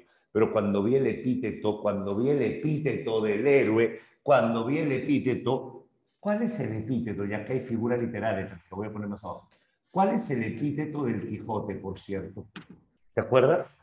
Es un epíteto único que a Cervantes le encantó. Se llama el caballero de la triste figura. Dice, todos los caballeros andantes son soberbios, Pero cuando leí el epíteto de este, me encantó, porque era un caballero que asumía el dolor y la tristeza, el caballero de la triste figura. Y entonces en ese momento se lo compré por unas monedas. Y yo estoy traduciendo este libro, un libro que escribió un cronista árabe llamado Side Hamete Benengeli. Él es el verdadero autor del Quijote. Side Hamete Benengeli, cronista árabe. Ah, caramba, entonces tanto aplauso para Cervantes es en vano. Algo así. Lo que pasa, escúchame bien, es que Cervantes es barroco, no te vayas a olvidar de eso. Si Cervantes es barroco, Cervantes le gusta agarrar de tonto al lector y Cervantes quiere que el lector crea que esto es verdad. Cervantes quiere que el lector crea que eso es verdad. Obviamente no es verdad, te quiere engañar. Es como yo que te voy a contar la historia del amigo de mi amigo. Ahora, ¿y por qué va a hacer eso? Imagínate, Cervantes lo que quiere es reforzar su posición de poder. ¿Te imaginas que en plena clase yo te diga, chicos, por cierto, ¿saben ustedes quién es Jorge Quispe? Jorge Quispe es el escritor puneño que la Real Academia, ahora la Academia Peruana, está confiando para presentar como premio Nobel en Perú. Tú sabes que cada país presenta un autor como candidato a premio Nobel, ¿sabes eso, no? Cada país presenta un autor como candidato a premio Nobel. A Vargas Llosa lo venían presentando por décadas. Ya Vargas Llosa no está, la Academia Peruana tiene que escoger nuevos autores y el puneño Jorge Quispe Alvarado es el candidato que ahorita la Real Academia está presentando, el dato de cultura general. Todos tenemos que saber. Fuente la RAE, obviamente, ¿no? La RAE, y en el caso del Perú, la RAP, la Real Academia Peruana, es la que plantea eso, la Academia Peruana de la Lengua, APL. Y entonces, obviamente, sí, ya se dieron cuenta, te estoy agarrando de tonto, te estoy agarrando de tonto. ¿Por qué? Porque yo no sé quién es Jorge Quispe Alvarado, pero mire, estoy aprovechando mi posición de poder de que tú crees lo que yo digo para poder mentirte. ¿Te das cuenta? Eso es barroco. Tú crees lo que yo digo, ya me mataste, no leí todo eso. Ahora, algo de leninista, maoísta, no sé qué han puesto, que dice, conocido también como camarada Raúl Fueno. Anda, ¿de verdad existe Jorge Quispe Alvarado? No manches, latiné, de verdad existe Jorge Quispe Alvarado. No te creo. A ver, fuente, o tú me estás engañando ahora. Ahora tú me quieres engañar a mí. Ya mi equipo de investigación, Oscar, está googleándolo. Bueno, ahora, ¿sí existe? Ah, ya. Ahora, escúchame. Algo que tenemos que saber nosotros. Cervantes se va a aprovechar. Ah, ya te diste cuenta que te reíste. Cervantes se va a aprovechar. Ah, Kenneth también lo mandó. ¿Qué, de verdad? Ya van dos que mandan el mismo texto. Bueno, escúchame. Ah, sí, Jorge Luis. No, ese es en YouTube. Ese es otro. Ya. Ahora, escúchame. Cervantes, ¿para qué va a hacer eso? Te cuento, todo tiene un motivo. Una pregunta. Si el profesor de historia, si tu maestro de historia te hablase, por ejemplo, de Jorge Quispe Alvarado, de verdad, es un nombre que se me ocurrió por si acaso. Si hay algún homónimo, perdónenme, pero escúchame, ya Oscar me sacó el Facebook de Jorge Quispe Alvarado. Ese es mi equipo de investigación en la fregada. Ya, mándale solicitud. Ahora, escúchame, sí, escúchame, un detalle importante. Si el maestro de historia te habla acerca de Jorge Quispe Alvarado, tú le vas a creer, porque al maestro de historia le crees ya que su misión es ser objetivo, brindar información real, ¿cierto? Pero si al maestro de literatura te habla de Jorge Quispe Alvarado, tú sabes que te está mintiendo, porque ese gordito vive de la ficción, consume ficción, difunde ficción, no le crees nada, ¿cierto? No le crees nada. Obviamente, entonces yo te pregunto, yo te todo el día Netflix, sí, come ficción, estoy gordito. Yo te pregunto algo, escúchame, yo te pregunto algo. Si Cervantes habla del Quijote, ¿tú piensas que Quijote es real o ficción? Ficción. Pero si Cervantes te dice que el verdadero autor del Quijote es un historiador, un cronista, a otra cosita, pues. Entonces el Quijote existió. Cervantes está a punto de hacer algo importantísimo. romper la realidad y la ficción en un solo texto. Vamos a quebrar la diferencia entre cada uno. Por eso es que el Quijote es una obra muy barroca. Te lo planteo a nivel de fondo, rápidamente.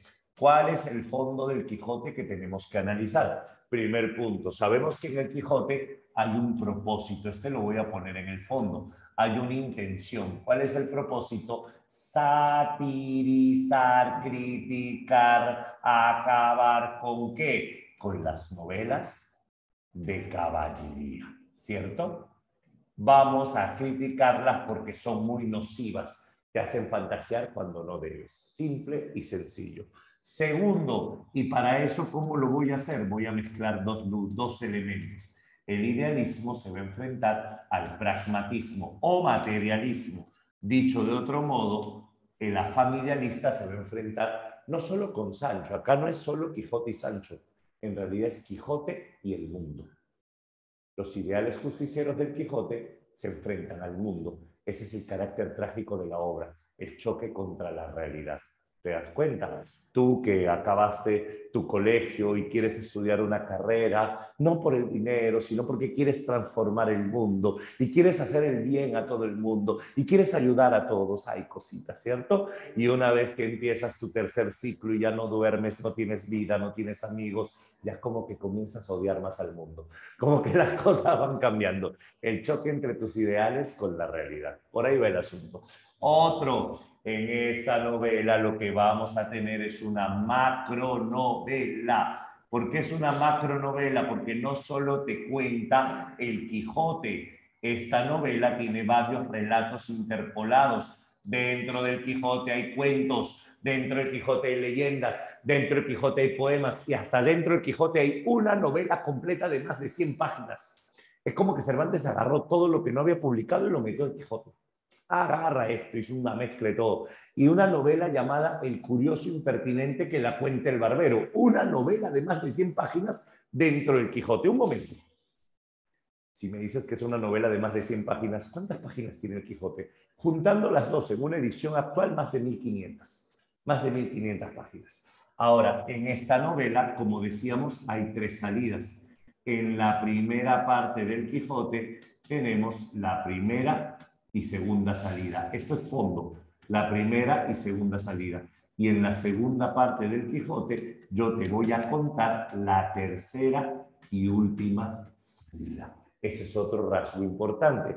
Ahora, acá lo que vamos a tener son los contrastes. Primer contraste, el ser versus el parecer. Lo que ve Quijote versus lo que ve Sancho. Por ejemplo, lo que ve Quijote versus lo que ve Sancho. Segundo contraste importante en la novela, la realidad versus la ficción. ¿El Quijote existió o no existió? La dudamos bastante. ¿El Quijote es real o no es real? Lo dudamos realmente, ¿cierto? Esos son otros rasgos de fondo. En esta novela, aparte de esto, vamos a tener el idealismo versus pragmatismo, y es en este libro donde vamos a tener, sobre todo, varias clases sociales. A diferencia de la salida de Tormes, que solo es clase media y clase baja, también hay nobles en el Quijote. Ojo, también hay nobles. Y una alusión constante a los libros de caballería. Sobre todo una crítica y alusión constante a los libros de caballería. Estos son los aspectos de fondo y forma. ¿Estamos bien hasta acá? Cuéntame. Sí, ya tienes casi toda la teoría. Solo falta recordar algunos aspectos de argumento. Sobrado con el tiempo. A ver, vamos, siempre contigo inicio, cansado el miércoles. A ver, te cuento. En un lugar de la Mancha, de cuyo nombre no quiero acordarme, había un hidalgo de adarga antigua, rocín flaco, lanza en astillero, hidalgo corredor. En el Quijote vamos a irnos a un lugar. Este lugar se llama La Mancha. Y es aquí en La Mancha que vivió un hidalgo. El hidalgo se llama Alonso Quijano, conocido como el Bueno. Un tipo que era fanático de novelas de caballería, que se pasaba las noches leyendo, que había vendido 3/4 partes de su hacienda para comprar más novelas de caballería, que vivía con una sobrina que no llegaba a los 20 y un ama que no bajaba de los 50, y que tenía como amigos a un barbero y a un cura, y que la mayor cantidad de noches se la pasaba distraído en joyitas como esta. La razón de la sinrazón, que de razones razonadas fuera, que de una razón sin razones descubriese la sinrazón en la razón, puesto que en cuanta razón hay una sinrazón y en mucha sinrazón se advierte una razón. Pero cuánta razón, ni el mismo Aristóteles lo hubiese dicho mejor. Obviamente está parodiando la novela de caballería. Es como que está diciendo, dice nada, pero ¿qué piensas que dice mucho? ¿Cierto? Obviamente eso es lo que está haciendo Cervantes, una crítica a la novela de caballería. Dice que este Alonso Quijano, de tanto leer, poco dormir y nada comer, se volvió loco. Y este Alonso Quijano comenzó a hacerse caballero andante, encontró una vieja armadura y se pasó 8 noches buscando su nombre. El nombre tenía que poseer parte de su apellido, Quijano, Quijano, y entonces era fanático de Amadís de Gaula, Quijadís, no, era fanático de Lancelot, Quijancelot, pero Lancelot en español es Lanzarote, Quijote, ahí está, el ingenioso hidalgo Don Quijote de la Mancha.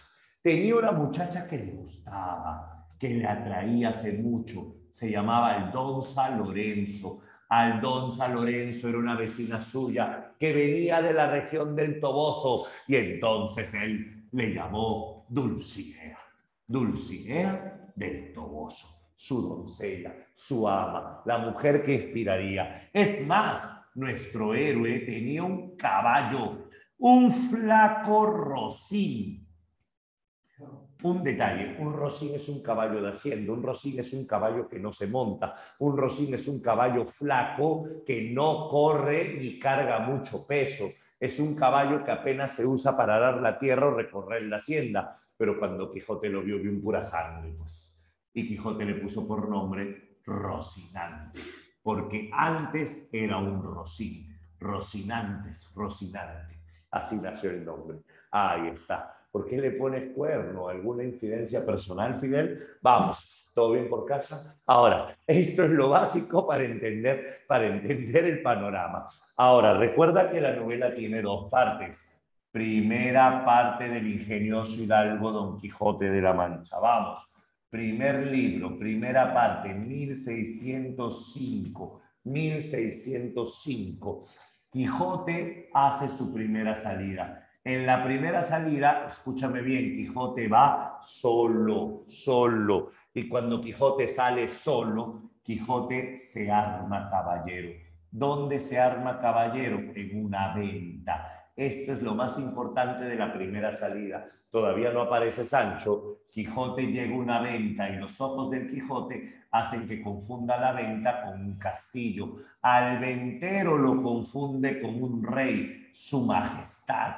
A un par de mujeres de la mala vida, meretrices, las confunde con doncellas. Tanta pureza, tanta castidad ante mis ojos, oh doncellas virginales, llevadme con el rey de este palacio. Lo llevaron con el ventero le siguió la corriente, él no está loco, solo es humilde. Fuente, fuente, ahora. Y entonces, en ese momento, el ingenioso hidalgo Don Quijote de la Mancha le dice al rey, he venido a juramentar como caballero. Y el ventero le dice, en este palacio juramento Amadís de Gaula, en este palacio juramento Tirante el Blanco, y comienza a hablarle así, ¿no? Y él dice, quiero juramentar, pues ya sabes el ritual era dejar las armas en el río sagrado y ponerse a meditar, solo había un arroyito, y en ese momento en la noche vino un arriero con su mula, la mula tenía sed, vio la armadura, agarró la armadura y la botó, y el Quijote se levanta, ¿cómo osas coger la armadura que tan noble caballero el mundo nunca antes ha visto? Agarra la lanza y le parte la cabeza. Cuando le parte la cabeza, el Quijote se desespera, el tipo se desespera y grita, ¡un loco! ¡Un loco! Y salieron todos y lo agarraron a pedradas al Quijote. Quijote cogió el escudo y trató de protegerse. Mi amada Dulcinea, la dicha nos trae nuestra primera aventura en nombre de tu gloria. Amada, lucharé por ti gallardamente, piedrón en la cabeza. En ese momento viene el ventero y dice, déjenlo, yo lo conozco al loco, yo lo conozco, y lo hace arrodillar allí y juramentar frente a todos. Y el ingenioso hidalgo Don Quijote de la Mancha se arma caballero. Una característica especial de Quijote es que cada vez que quiere ayudarla termina fregando. Había un niño que lo estaban azotando y fue a defenderlo. Al final hizo que le den más azotes, porque cuando se fue, obviamente el patrón le dio de alma. El Quijote se encuentra con unos mercaderes. Esto es importante. El Quijote actúa de acuerdo a los libros de caballería. Eso fue lo que preguntó la Presu, ese fragmento. El Quijote actúa de acuerdo a los libros de caballería. Y el Quijote encontró unos mercaderes y los confundió con ladrones. Y el Quijote dijo, ¿y ustedes, porquería humana? Los mataría con una mano en mi espalda y la otra en mi caballo, pero me dan lástima. Les voy a perdonar la vida siempre y cuando vayan a la donde mi doncella Dulcinea y le digan que es la más hermosa. Y dice el narrador así, Quijote hizo esto porque estaba actuando de acuerdo a los libros de caballería que dicen que el héroe perdonaba la vida a los enemigos siempre y cuando vayan donde su doncella. Y entonces ellos dijeron, ¿quién es Dulcinea? Dulcinea es la mujer más hermosa. ¿Y cómo sabemos que es hermosa? Tienes un retrato, hablen bien de ella. Pero no, y si tiene los ojos chuecos, y si tiene los dientes torcidos, ¿cómo voy a decir que es hermosa? Entonces el Quijote se pone furioso. ¿Van a ir o no? No. Y entonces Quijote dice, corre, Rocinante. Rocinante es un rocín. No está acostumbrado a correr, mucho menos con peso. Al final dobló patas, Rocinante se fue de cara, Quijote cayó, el caballo le cayó encima y los 20 tipos le pasaron por encima. Agarraron la lanza y se la partieron en el cuerpo a golpes. Lo dejaron tendido a mitad del camino y en ese momento Quijote intentó pararse y terminó desmayado. Viene un arriero suyo, un amigo, y un conocido, perdón, de la Mancha, y dice, señor Quijano, lo sube al carruaje, a la carreta y se lo lleva inconsciente. La primera salida del Quijote termina inconsciente llegando a casa por la noche. El barbero, cura, el amo y sobrina estaban preocupados y le diagnosticaron locura y como solución plantearon la quema de libros. Es acá que quemaron todos los libros de caballería. Esta escena es espectacular. ¿Sabes por qué? Porque son libros que de verdad existían. Cervantes se volvió la Inquisición de los libros acá. Y entonces comenzaron a evaluar los libros y el barbero leía Tirante el Blanco y el cura decía A la hoguera, un libro real. El Caballero del Lago, qué esa atrocidad. Imagínate, libros que de verdad existían. Amadís de Gaula. No, no, no, ese no dice. Ese no. Ese es el primero y es el único libro de caballería que vale la pena. Cervantes salvó de quemarse a Amadís de Gaula. Amadís de Gaula es el único libro de caballería que no fue quemado. ¿Por qué? Porque Cervantes profesa su admiración al primero nada más. Así como tú que nunca te olvidas del primero. Bueno, ahora, un detalle importante que tienes que saber acá. Acá Cervantes comienza a jugar contigo. Prepárate que ya van a jugar contigo. ¿Qué hace Cervantes? Mira lo que hace el barbero. Coge y dice, la Galatea de Miguel de Cervantes. Cervantes se metió en el libro. Y entonces el cura dijo, préstame. Ese Cervantes es un gran amigo mío. Yo no voy a permitir que lo quemes, porque este libro es inofensivo. Este libro no es caballería. Este libro es pastoril. Además, Cervantes quiso hacer mucho, pero este libro como que es el primero. Dámelo. Y el cura con cariño conserva la Galatea de Cervantes. ¿Cierto? Claro, así como en la cuarta pared. Conserva la Galatea de Cervantes. Es el primer choque con ficción que va a ser el libro.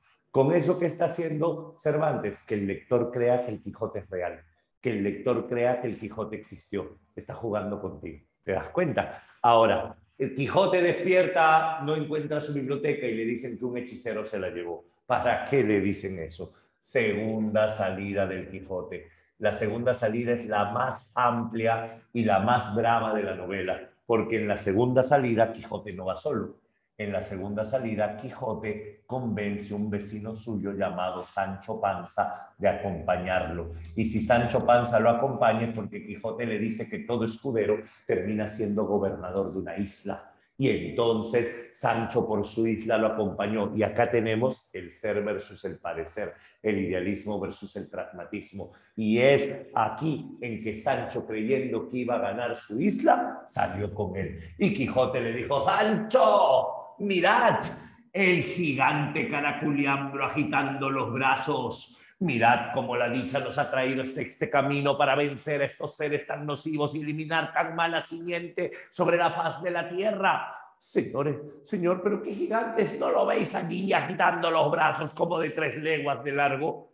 Señor, son molinos. Necio, la cobardía te ha cegado. Son gigantes. Ataca, pero señor Don Quijote, deténgase que no son gigantes, son molinos, no vaya. Y Quijote va con Rocinante con todo a atacar al gigante. Golpea el aspa del molino, sale volando y termina tendido. Y Sancho le dice: mi señor, yo le dije que eran molinos. Necio, era un gigante, solo que un segundo antes de golpearle un hechicero lo convirtió en molino. Así van a pasar varias. Sancho, vais a presenciar la batalla entre 2 ejércitos. Mi señor, son ovejas, ataca, señor. Y vienen los pastores y los agarran a pedradas.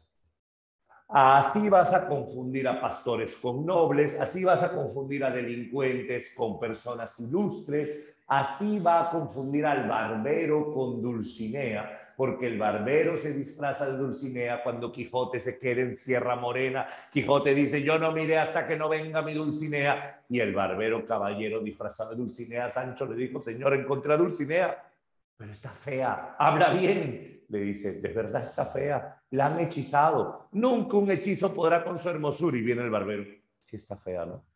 Y entonces promete desencantarlo. Todo eso vamos a tener en la segunda salida, hasta que al final Quijote llega a una posada y en la posada ve gigantes de nuevo, que en realidad eran odres de vino. Y Quijote ataca los barriles de vino. El vino comienza a chorrear y Quijote pensaba que los gigantes estaban sangrando. Viene el dueño de la posada, lo golpea con sus hijos, le dislocan el hombro, llega el barbero y el cura y aprovechan así malherido, lo meten a una jaula y se lo llevan a casa. La segunda salida termina cuando Quijote regresa enjaulado. Si te das cuenta, ni en la primera ni en la segunda salida Quijote regresa por su voluntad. Por eso es que no fue suficiente. Un detalle importante que yo tengo que saber aquí. Cervantes acabó el primer libro ahí. ¿Qué? ¿Acabó? Sí, ahí acaba el primer libro, cuando Quijote regresa enjaulado. Y entonces, como el Quijote regresa enjaulado, en este primer libro, Cervantes lo dejó así. Llegó el año de 1614. Y en el año de 1614 un escritor que se hizo llamar Alonso de Avellaneda, es un seudónimo, publicó en España lo que se conoce como la falsa continuación del Quijote o el Quijote apócrifo. Lo piratearon a Cervantes. Cogieron a su personaje y lo continuaron en otro libro. Cosa que enojó mucho a Cervantes, pues. Y por eso Cervantes publicaría al año siguiente su segunda parte. Se dice que Alonso de Avellaneda es un seguidor, es un fanático de Lope de Vega. Conocido era el pleito entre Cervantes y Lope de Vega. Y entonces se cree que alguien de la escuela de Lope de Vega, porque Lope de Vega tiene una escuela de teatro, por cierto, una escuela donde quiso estudiar Cervantes y lo expulsaron, ¿no? Por ahí viene el pleito. Alguien de la escuela de Lope de Vega fue el que escribió este Quijote apócrifo, donde decía que Dulcinea no existe, donde Quijote terminaba en un manicomio, donde Quijote decía que se había hecho el loco, pide perdón y vuelve a casa. Y por eso Cervantes escribe la segunda parte, pero ten cuidado. En esta segunda parte está la tercera salida, y esto es lo más bravo. ¿Por qué? Cervantes no va a insultar a Avellaneda. El que lo va a insultar es el Quijote, ya que el Quijote es real. Cuando Quijote lee el Quijote, ¿qué? En la segunda parte, Quijote lee la primera parte y se queda impresionado. Pero qué genial, este Cervantes es un maestro, dice. Se le agradece a Cervantes por el primer libro. Y entonces Quijote se entera de Avellaneda.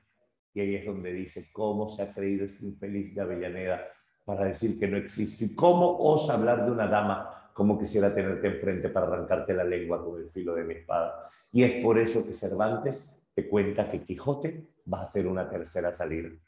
En esta tercera salida viene una escena muy conocida donde los perros lo estaban ladrando. ¿Te acuerdas? Quijote avanzaba, Sancho avanzaba y unos perros venían. Y Sancho decía, señor, señor, los perros ladran, los perros ladran. Y Quijote, sin dejar de mirar al frente, simplemente dijo, señal que avanzamos, Sancho, señal que avanzamos.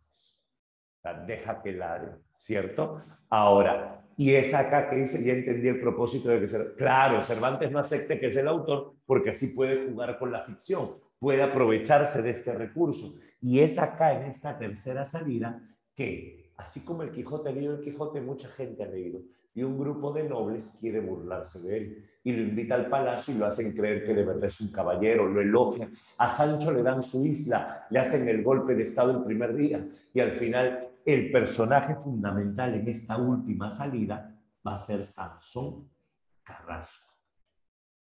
¿Quién es Sansón Carrasco? El bachiller, experto en letras y experto en armas, que se va a disfrazar de caballero andante para que el Quijote vuelva. Y Sansón Carrasco primero se va a disfrazar del caballero de los espejos. Lo va a retar a duelo a Don Quijote y de pura suerte Don Quijote gana. Champazo. Rocinante casi se tropieza, Quijote mueve los brazos y lo derribó del caballo. Sansón Carrasco se vio en la obligación, sí, supuestamente Cervantes solo tradujo, Sansón Carrasco se vio en la obligación de volver con otro disfraz y esta vez volvió convertido en el caballero de la Blanca Luna. Lo retó a duelo a Don Quijote y esta vez Don Quijote perdió. Según el código de caballería, si tú pierdes una batalla tienes que encerrarte en tu casa por un año. Y Cervantes cuenta que el Quijote es tan respetuoso del código de caballería que al final Quijote regresó por su propia cuenta, por primera vez, regresó por su voluntad. Quijote regresa triste, llega a casa y al cabo de unas horas, sintiéndose mal, dice, Sancho, llama el cura. ¿Por qué, señor? Quiero hacer mi testamento. Pero usted no va a morir todavía, Don Quijote. Yo no soy Don Quijote, soy Alonso Quijana. Llama el cura. Hizo su testamento, pidió perdón, le dejó casi todo a su sobrina, un par de burros a Sancho, y después de todo esto, se murió.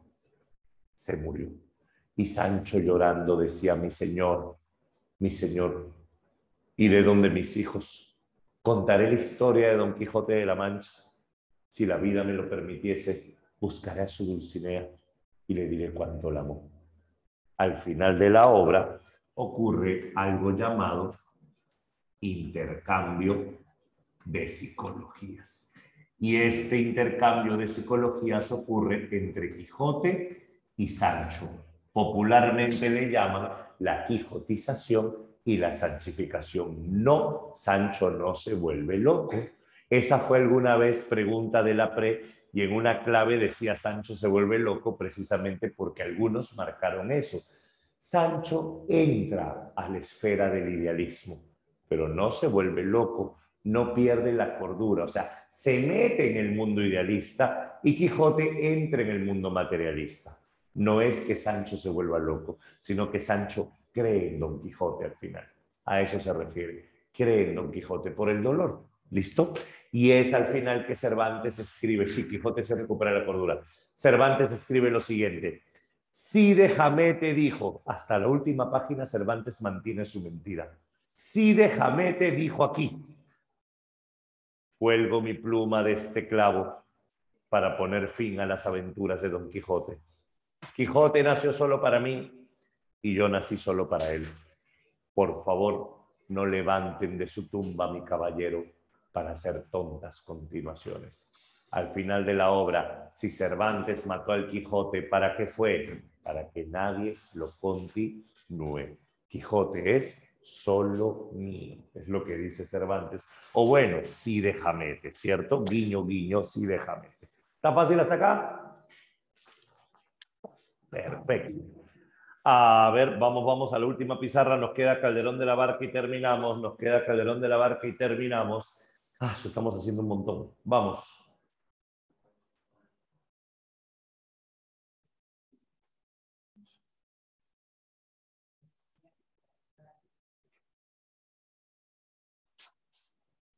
Ya está. A ver, material. Aquí estamos. A ver, señores, lo único que nos queda en este momento es precisamente trabajar lo que corresponde al teatro del siglo de oro. Si hablamos nosotros acerca del teatro del siglo de oro, lo que nosotros vamos a hacer en este caso es conversar acerca del teatro de Calderón de la Barca. Y el teatro de Calderón de la Barca es el teatro barroco, barroco. ¿A qué me refiero con teatro barroco? Para que te hagas una idea, el teatro va a tener ciertas reglas. El teatro se va a caracterizar sobre todo porque es un teatro en verso, porque es un teatro místico, es un teatro diferente.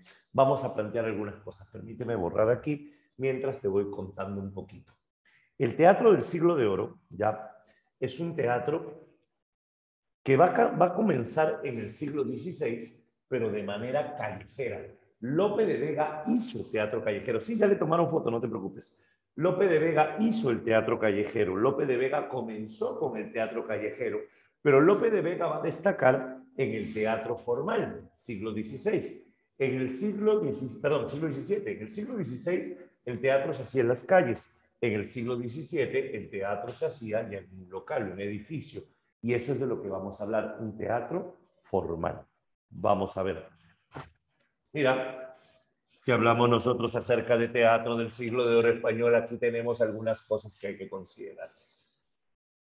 El teatro de Calderón de la Barca aparece como opuesto al teatro de Lope. Si hablamos nosotros del teatro de Lope, el teatro de Lope es un teatro popular, un teatro basado en el gusto, es un teatro del honor villano, un teatro de la justicia colectiva. En cambio, el teatro de Calderón de la Barca es un teatro cortesano. Con esto terminamos nuestra primera línea. Pedro Calderón de la Barca. Si hablamos nosotros acerca de Pedro Calderón de la Barca, lo primero que hay que recordar es que el teatro calderoniano, para empezar, es un teatro cortesano. ¿Qué significa? De la clase alta.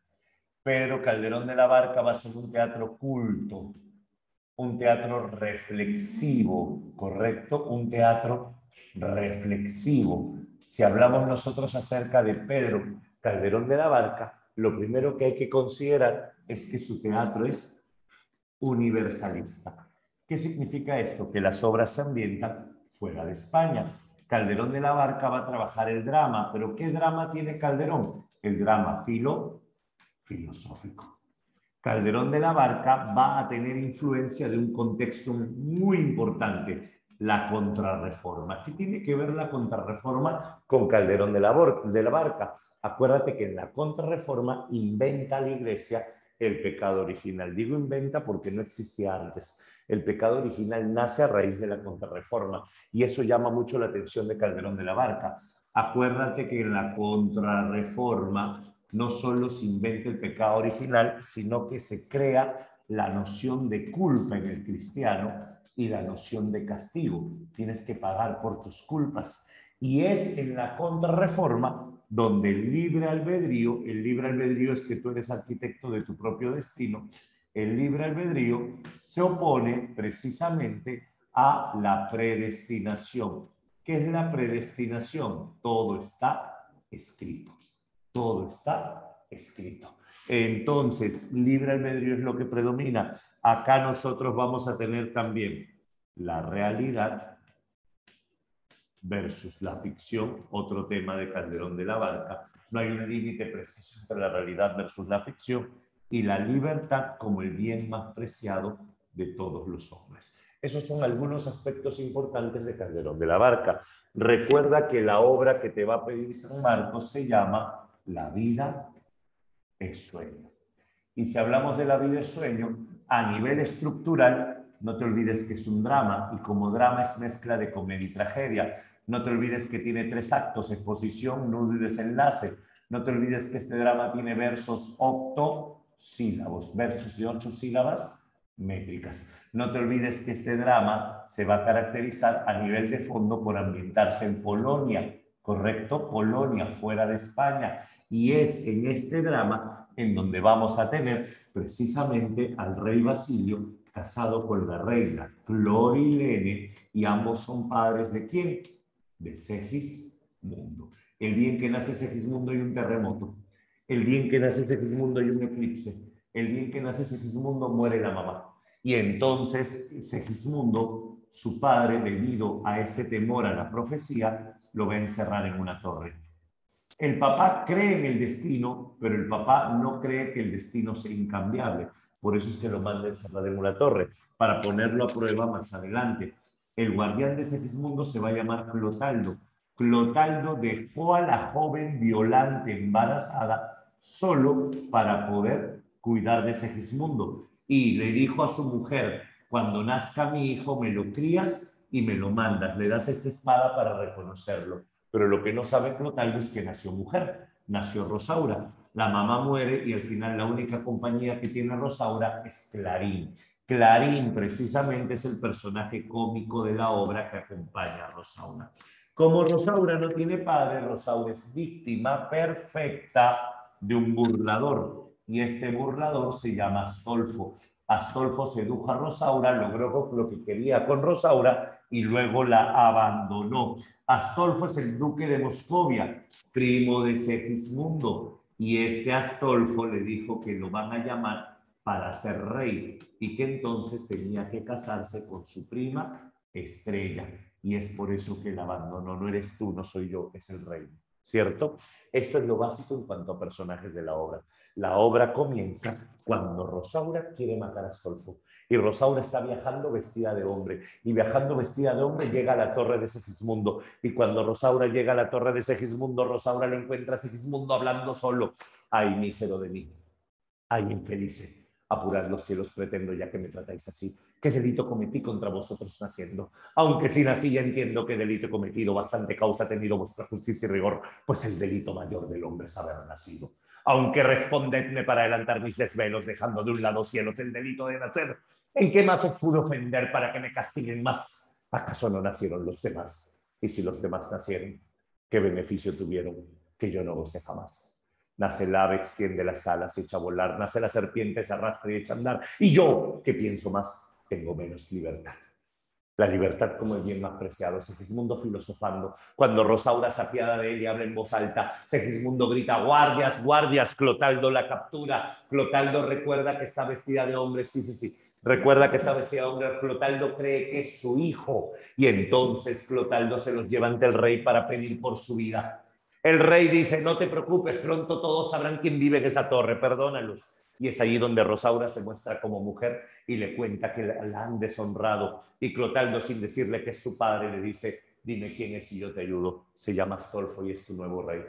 No, no puedo ayudarte. Pero si de verdad lo quieres matar, te voy a ayudar a entrar al palacio. Digamos que somos familia, digamos que eres el que le decir hija, y ella se le adelantó: sobrina. Sí, sobrina, que te llamas Astrea y vas a ser doncella de Estrella. Y es así como Rosaura entra al palacio. Al mismo tiempo, Segismundo lo drogan y despierta en el palacio. Él cree que es un sueño, se alborota, insulta a todo el mundo, golpea a quien pudo, casi mata a Clotaldo, y a un guardia lo arrojó por la ventana y lo mató. Lo volvieron a drogar y cuando despertó estaba en la torre, creyó que todo había sido un sueño. Y entonces Clotaldo le dice: ¿qué tienes tú? Un sueño raro, me decías que era príncipe y te portaste bien, casi te mato. ¿Pero por qué? Porque es un sueño viejo y en un sueño se puede hacer lo que quiera. No, hasta en los sueños hay que portarse bien para tener amigos al despertar. Y Segismundo se queda pensando: ¿qué es la vida? Una ilusión. Más o menos dice así, perdón. Y heme aquí de estas prisiones cargado, pero en otro estado más lisonjero me vi. ¿Qué es la vida? Un frenesí. ¿Qué es la vida? Una ilusión, una sombra, una ficción. Que el mayor bien es pequeño, que toda la vida es sueño. Y los sueños, sueños son. Obviamente el pueblo lo libera. ¿Por qué el pueblo lo libera? Porque el pueblo no quiere que Astolfo sea rey.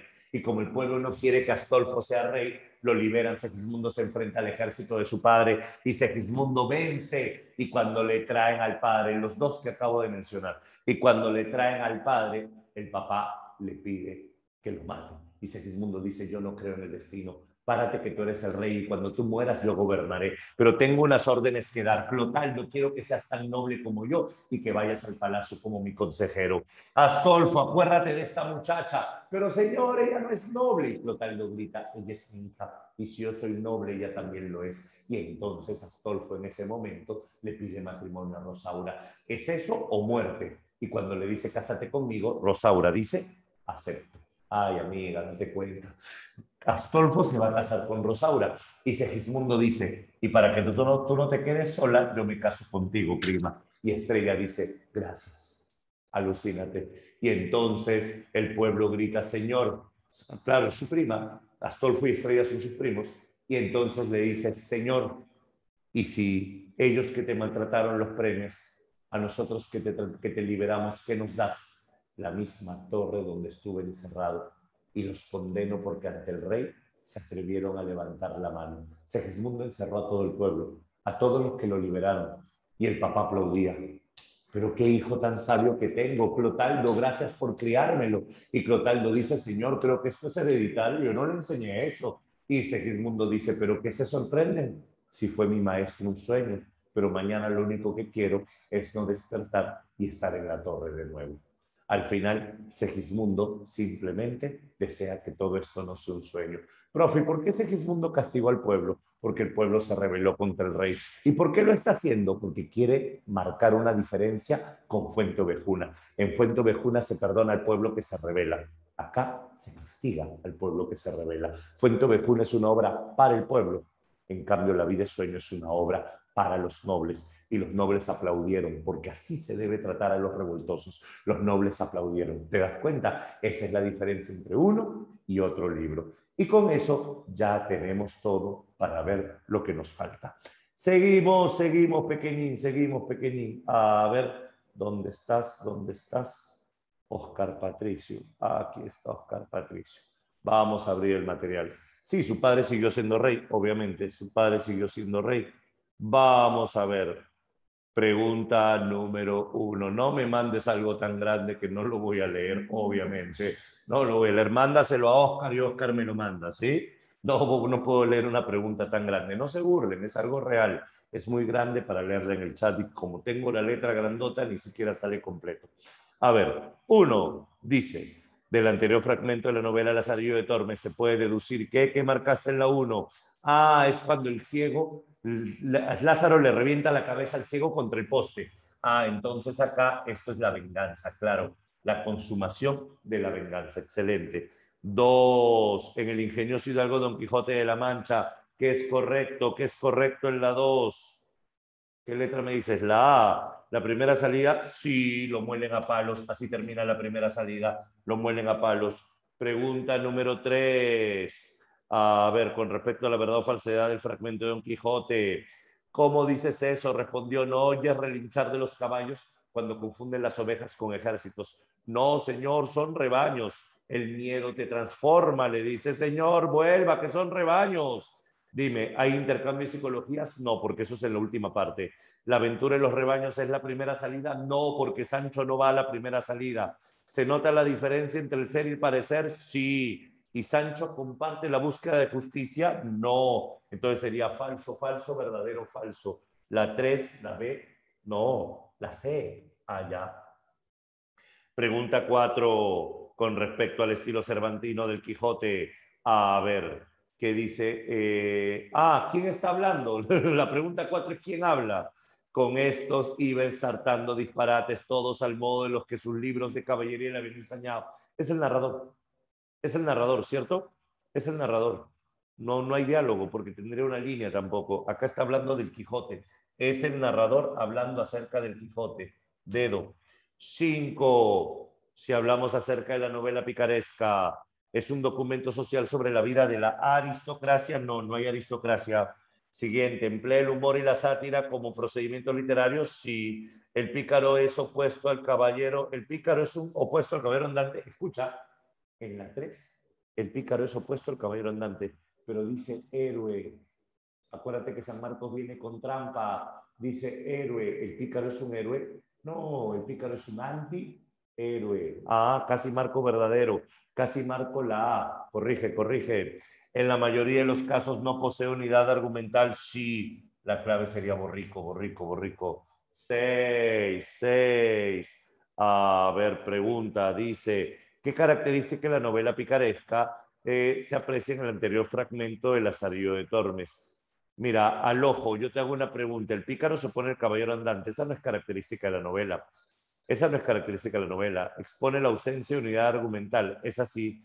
La sátira se dirige a la labor de los clérigos, sí, y autobiográfica también. Vamos a ver. En este tiempo, viendo mi habilidad, ya se lo la clave, mi primera persona, mi señor procuró pasarme, mi, yo, ya pues, ¿cuál es la clave? Autobiográfica. 7, con relación al fragmento de Lazarillo de Tormes, marca la alternativa correcta. Lázaro, llega el oído al tetoro y oirá gran ruido dentro de él. Es como el ciego lo maltrata a Lázaro, educación pervertida. Cómo le revienta la cabeza a Lázaro contra el toro. ¿El protagonista recibe una educación pervertida por parte de su amo? Sí. El pecado de Lázaro. ¿Hay pecado de Lázaro en el primer amo? No, el pecado de Lázaro es al final de la novela. Lázaro, protagonista de esta obra, es un héroe. ¿Lázaro es un héroe? No, no es un héroe. La obra representa al toro como un demonio. No, no tiene nada que ver. Casa, casa, casa. Siguiente. 8. Dice así. Con respecto al fragmento de Lazarillo de Tormes, marca la afirmación correcta. Mira, mozo, los sacerdotes han de ser muy templados en su comer y beber. Ah, este es el clérigo. Mas el lacerado mentía falsamente. Crítica al clero, porque en cofradías que rezábamos comía como un lobo. Anticlerical, claro. 8, letra B. 9. Seleccione la opción que completa sobre el Quijote. La novela corresponde con la estética barroca en las que evidencian antinomias, ser versus parecer. ¿Viene la narrativa picaresca? No. ¿Estilo sencillo? No. Ah, ya salió pues. Las antinomias, ¿dónde están? Quijote y Sancho. Quijote y Sancho son personajes opuestos. Clave B. 10. A ver, a partir del fragmento es correcto afirmar que en este tiempo solicitó Don Quijote un labrador vecino suyo, hombre de bien, si es que este título se le puede dar al que es pobre, pero de muy poca sale en la mollera. En resolución tanto le dijo que lo persuadió y prometió. Dime, va a salir con Sancho. ¿Qué salida es? Segunda salida, avión. 11. Segismundo dice, a ver, de acuerdo con los versos de La vida es sueño, ¿qué se puede afirmar? Pues si esto toca mi desengaño, si sé que es el gusto llama hermosa que la convierte en cenizas, cualquier viento que sopla, acudamos a lo eterno, reflexión religiosa, a la que es la fama vividora donde ni duermen las dichas ni las grandes reposan.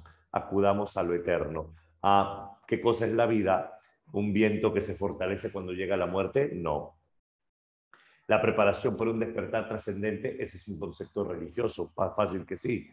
Una estoica forma de sobrellevar la fama, no, para nada, Calderón no hace así. Constante lucha, no, la clave sería la B, la idea del despertar trascendente, acudamos a lo eterno. Lo que pasa es que la obra tiene un mensaje moral, Calderón de la Barca es un autor moral. Otro, con relación al siguiente fragmento de Segismundo, que es lo correcto, válgame el cielo que veo, válgame el cielo que miro, con poco espanto lo admiro y con mucha duda lo creo. Yo entre palacios suntuosos acaba de despertar la 12, acaba de despertar en la torre. ¿Cuál sería la clave? ¿Cuál sería la clave? Háblame, ¿cuál sería la clave? Claro, ha despertado dudoso en el palacio. 13. ¿Qué elemento del barroco es pronunciado por Calderón de la Barca? A ver, si así os saludan, señora, como su reina las balas, los pájaros como aurora, subraya aurora, las trompetas como a pala, subraya pala, las flores como a flora, subraya flora, que son personajes mitológicos, ninfas y la diosa Atenea. Palas es Atenea, aurora es y flora son ninfas. La clave sería la B. Por la mayúscula sacabas personajes mitológicos. 14. En relación al fragmento de la vida de sueño, Calderón de la Barca marca la afirmación correcta. Supuesto que sueño fue, no diré lo que soñé. Lo que vi, Clotaldo, sí, yo desperté, yo me vi, qué crueldad tan lisonjera en el hecho pudiera, con matices de colores, ser el catre de las flores que tejió la primavera. Segismundo está en la cárcel contándole a Clotaldo lo que ha vivido. Segismundo le está contando a Clotaldo lo que cree que ha soñado. Claro, la clave sería la letra B. 15. Ajá, en relación al fragmento. Si te dice, ay mísero de mí, ay infeliz, el peor delito del hombre es haber nacido. Eso se llama metáfora del pecado original. Metáfora del pecado original. El peor delito del hombre es nacer. En la 16, temas de la vida es sueño. A ver, el autoritarismo del padre se impone la bondad, no. La venganza del hijo, no. Ante la imposición del gobernante, el pueblo polaco se subleva, sí. ¿A qué se refiere con la C? Astolfo. El pueblo no quiere que Astolfo sea rey. 17. Con respecto a la vida es sueño, el Calderón de la Barca marca lo correcto. ¿Se establece el límite preciso? No, no hay un límite entre la realidad y la ficción. ¿El perdón del hijo? Sí. ¿Los augurios al final son falsos? Sí. ¿El hombre nace sin pecado original? No. 17 la D. 18. En el siglo de oro, Calderón, el teatro cortesano se caracteriza ¿por qué? Por ser filosófico, casa. 19. Segismundo piensa que el bien más preciado, la libertad, ahí está, beso. 20. ¿Cuál de los siguientes enunciados, última, sobre la vida y sueño, es correcto? Rosaura, con ayuda de Clarín y Clotaldo, no. Basilio cree comprobar el vaticinio al ver la Biblia. Ajá, claro, la clave sería la B. Basilio piensa que el hijo de verdad es malo cuando se vuelve violento en el palacio. La clave sería la letra B. Y con eso, señores, solo te queda demostrar en el quiz que dice augurio es vaticinio, augurio es profecía. Eso significa augurio. Los augurios no tienen relevancia en la obra, al final los augurios pierden. ¿Por qué? Porque al final de la obra se demuestra que Segismundo no es malo. A eso se refiere. El libre albedrío vence a la predestinación. Ese es un tema de la obra. ¿Listo? Ahí está. ¿Por qué es antihéroe? Porque es inmoral. No hay moral. 66.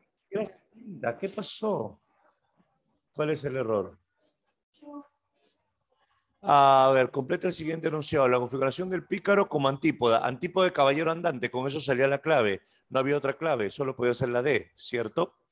Siguiente, la derrota del Quijote, el choque violento, sus ideales. Dijimos que cuando hablábamos de pragmatismo no solo es Sancho, es la realidad. El choque del ideal con la realidad, carácter trágico. La clave sería la A. Ahí se equivocaron, pues, ahí se equivocaron. ¿Hay otra más? A ver, el Teatro Calderón de la Barca, ya pues, ese sería cortesano. Ahí está, alegórico y cortesano sería la B. Idealizante y reformista no. Idealizante y reformista no. ¿Y qué dice acá? Marca alternativa contiene información correcta respecto al teatro del siglo de oro. Claro, sería alegórico, idealización. A ver, sí, idealización, alegórico. Ahí sí sería correcto. Muy bien. Listo, señores. Gracias por todo. Cuídense mucho. Nos vemos. Hasta luego.